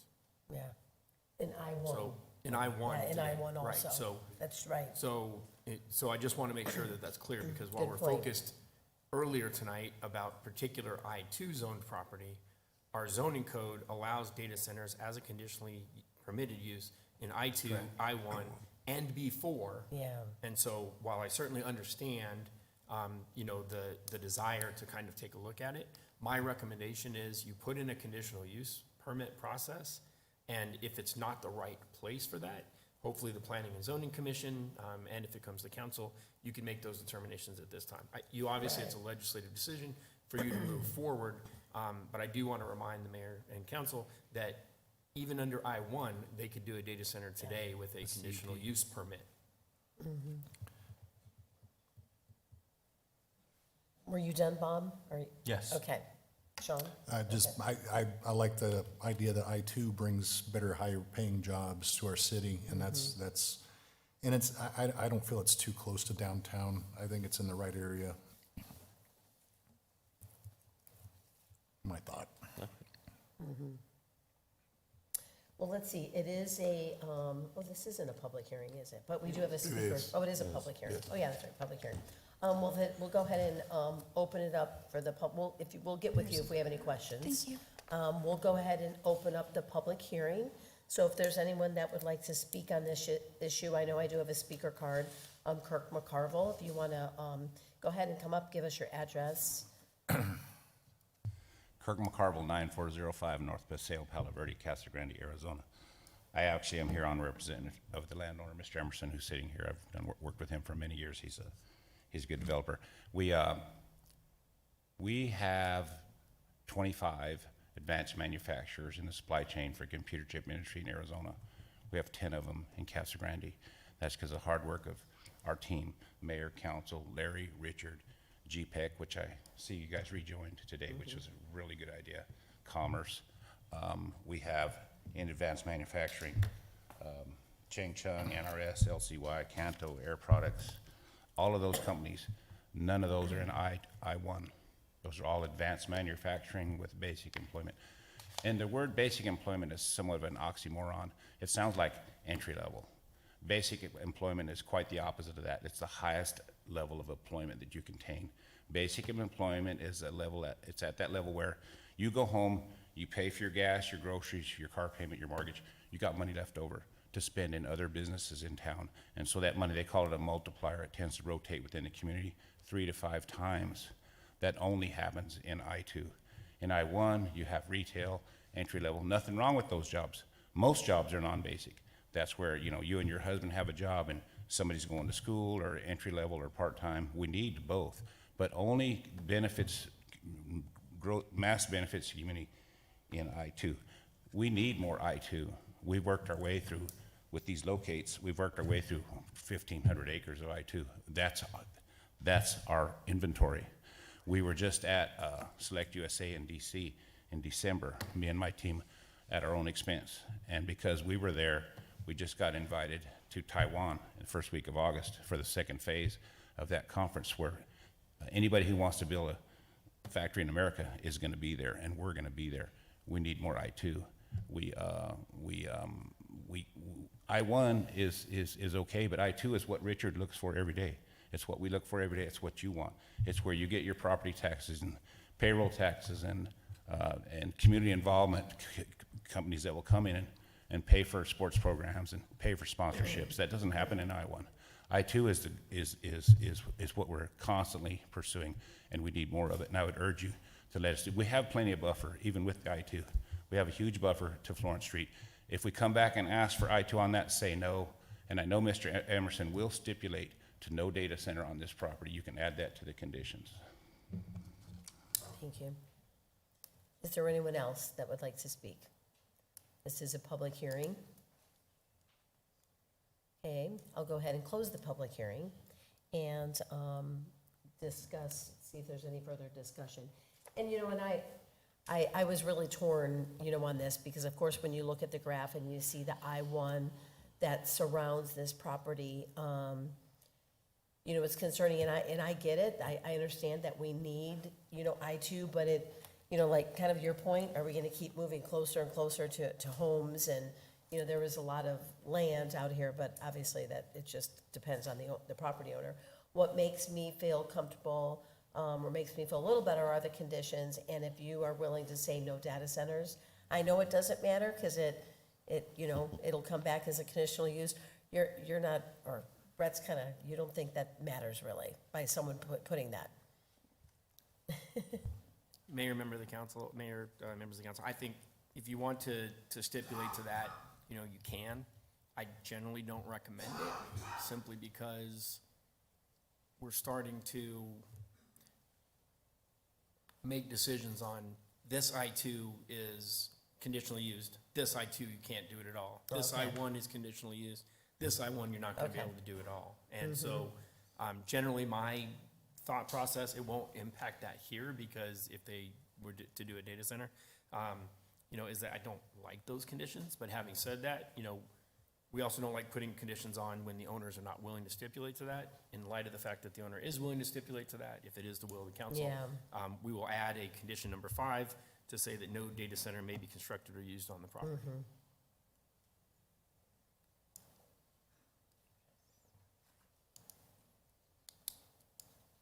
All right. Yeah, I know. You know, again, I understand, you know, I'm just struggling with, just keep, you know, where, the location, you know, by being surrounded by I-1, but, yeah, I'm not quite sure. Any other comments from them? What's the biggest difference between I-1 and I-2 that it would have to be, that they would want to make this change, I guess, would be my question. I guess I'm just not The type of understanding job, that. the type of manufacturing, right? I-1 doesn't allow for manufacturing. I-1 is distribution only. You can't take a raw product and turn it into anything. You can take parts and put them together, but that's not manufacturing, and that's not basic employment, and that's not what we want. It's not what you want. If you allow me to say that, that's not what cities try to do with their economic development programs. They're in pursuit of basic employment. That's the holy grail, and that only happens in I-2. Even the non-computer chip manufacturers like Kohler, Green Bay, Lucid Motors, it's all I-2. That's the holy grail. And if I can just add, I-1 is assembly, so you can take materials together for assembly, but you can't do, like Kirk said, the raw products manufacturing. Just And those the higher access paying is all jobs. Peters, pardon me? Just those higher paying Right, jobs, that's right. the way I get it. I mean, that's just, And you what don't have an end user at this point, right? You don't have someone that's. Right, okay. Okay. Any other questions, comments? Do we want to get a ordinance number, or what is it? What are we doing here? Resolution number? Right. Oh, I thought I closed the public hearing. I'm not certain, but if so, we can close it. But yes, in this case, this is a resolution first. Right. Because in order to zone it to I-2, the resolution would have to pass. So if mayor and council do not pass the minor general plan amendment, Okay. then we will not be able to vote on the zoning. Okay, okay, thanks, Brett. Mayor Fitzgibbons, I move approval of resolution number 5273. We need to get a resolution number first. We'll let you do it, though. Okay, resolution number 5273.45, a resolution of the Council of the City of Casa Grande, Arizona, adopting a minor amendment to the City of Casa Grande General Plan 2030 as adopted by resolution number 5273 and as previously amended by changing the land use designation from downtown to manufacturing and industry for approximately 25.4 acres of property generally located near the northwest corner of Florence Street and Peters Road, Casa Grande, Arizona. Mayor Fitzgibbons, I move approval of resolution 5273.45 as presented. Second? Okay, there's been a motion and a second. Is there any further discussion? Okay, Adriana, if we can get a roll call vote. Councilmember Romo? Yes. Councilmember Dugan? Yes. Councilmember Edwards? Yes. Councilmember Huddleston? Yes. Councilmember Herman? Yes. Mayor Pro Tem Budellen? No. Mayor Fitzgibbons? I'm going to vote yes, but I did want to make a comment also on the Planning and Zoning Commission. I, obviously read through their notes and some of the questions, and I definitely understand the concerns. But again, I, kind of going back and forth with this, but I'm going to go ahead and say yes. Motion carries. Okay, now the ordinance. Ordinance number 1178.477, an ordinance of the Council of the City of Casa Grande, Arizona, amending zoning ordinance number 1178 and its subsequent amendments by changing the zoning from garden and light industrial I-1 to general industrial I-2 on property generally located near the northwest corner of Florence Street and Peters Road, Casa Grande, Arizona.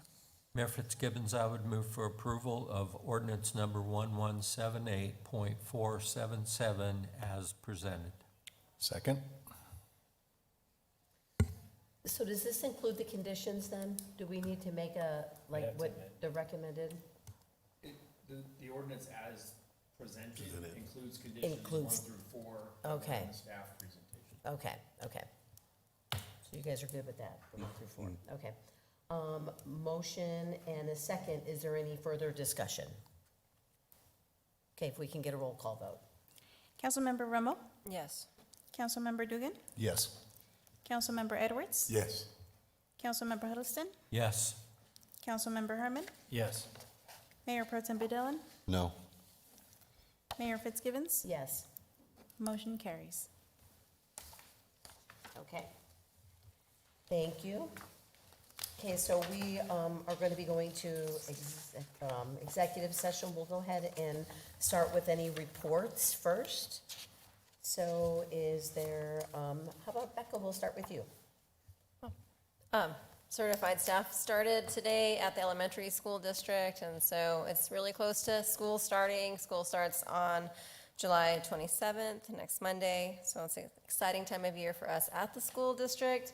And then I just want to say that Cactus turns 25 years old this year. I know. Smokes.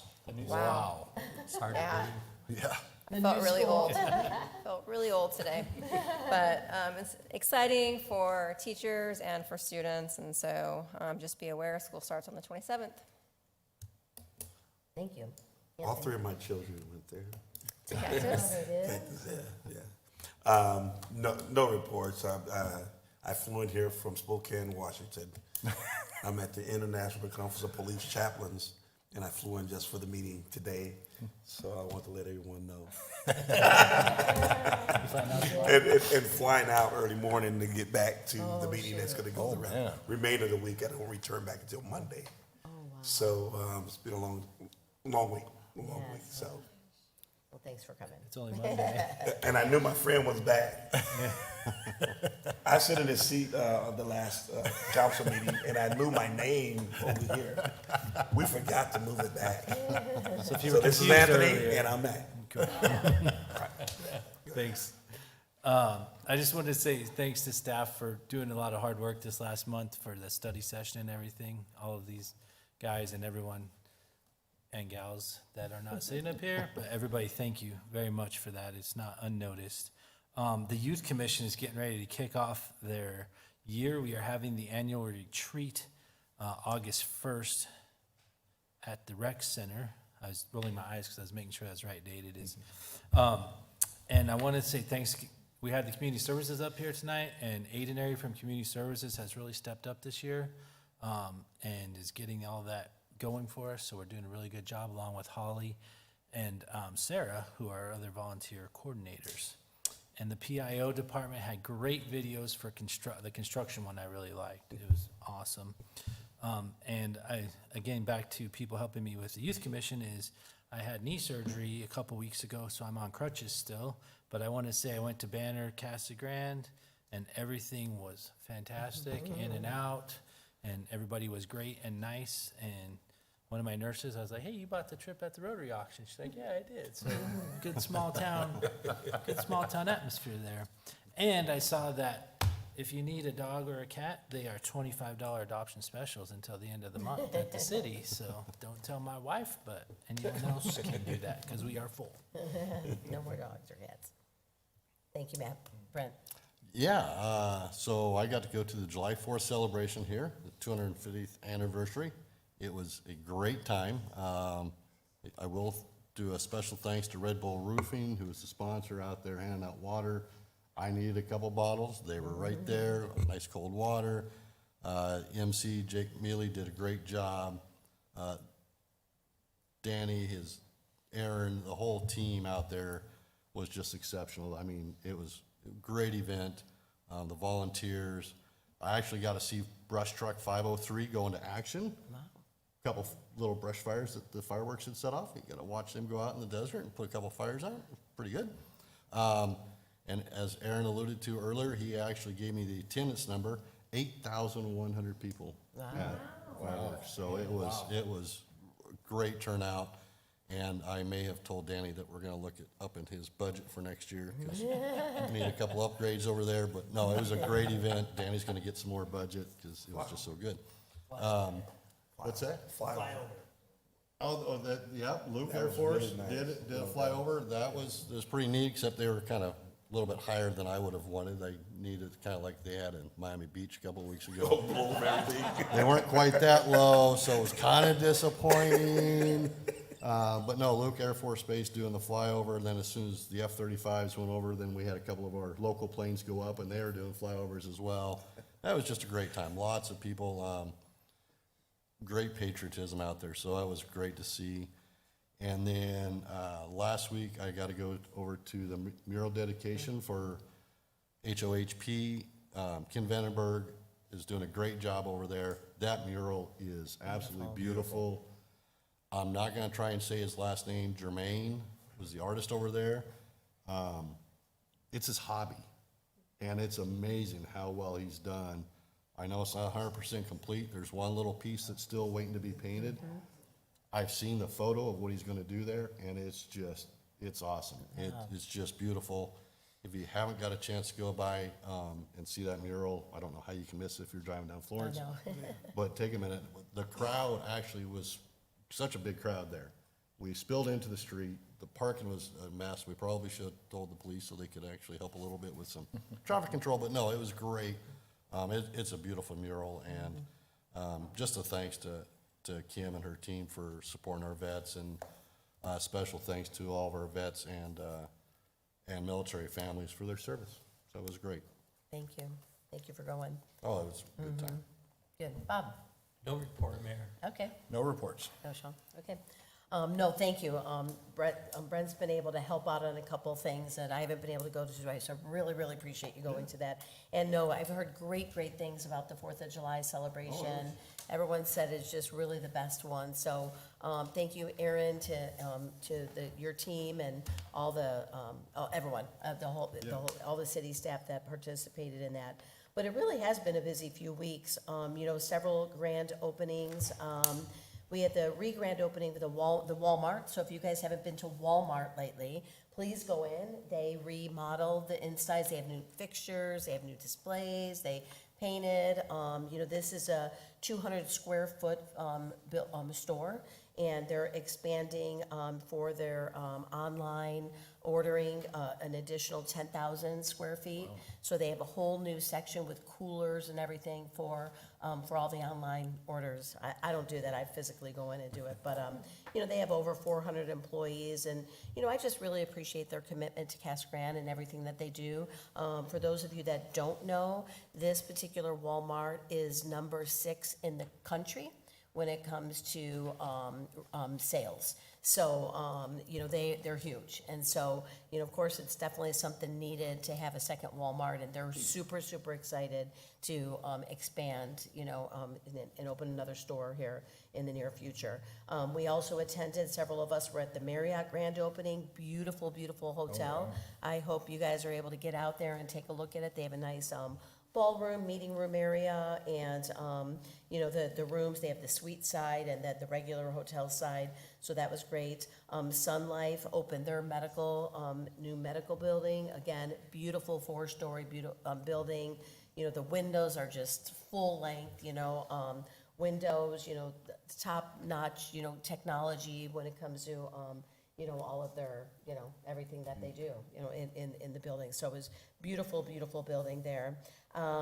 You know, we continue to, Richard and I continue to meet with businesses. We met with Hexel and Cardinal Glass, just kind of making sure we're keeping, you know, just in touch with our, you know, with our local businesses, talking about traffic, talking about childcare, talking about expansions, just making sure. So we're trying to do this every month, you know, a couple, you know, businesses every month. So Richard, thank you for continuing to coordinate those and keeping those connections with our local businesses. We also are keeping the communication with our state senators. Larry and I just both met with Senator Gallego and Senator Kelly's teams, just kind of keeping them in the loop on things that are going on in the community, some of the needs that we need, you know, so they're on top of, you know, what's going on here. So we met with them last week.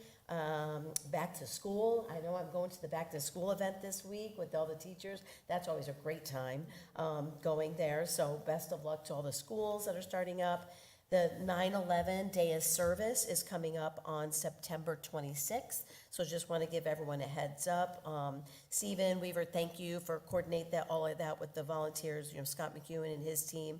It's going to be at Peart Park and at 7:30 a.m. on September 26th. And the city website's going to have a volunteer page. So once that gets up and going, if anyone, you know, the youth, you know, church groups, volunteer organizations, they want to get everyone involved in this event, the 9/11 Day of Service that continues to grow every year. Please remember, tomorrow is Election Day. So for those of you that haven't voted by mail, and if you need to find your polling location, you can go to Pinnell Votes and find out your polling location, and you can drop off your ballot at any of those locations. So just remember, tomorrow is Election Day. And that is it for me. So if we can go ahead and get a motion to go into executive session. So moved. Okay, all those in favor, please signify by saying aye. Aye. Any opposed? Okay, motion carries. Thank you. Thank you, everyone, for coming.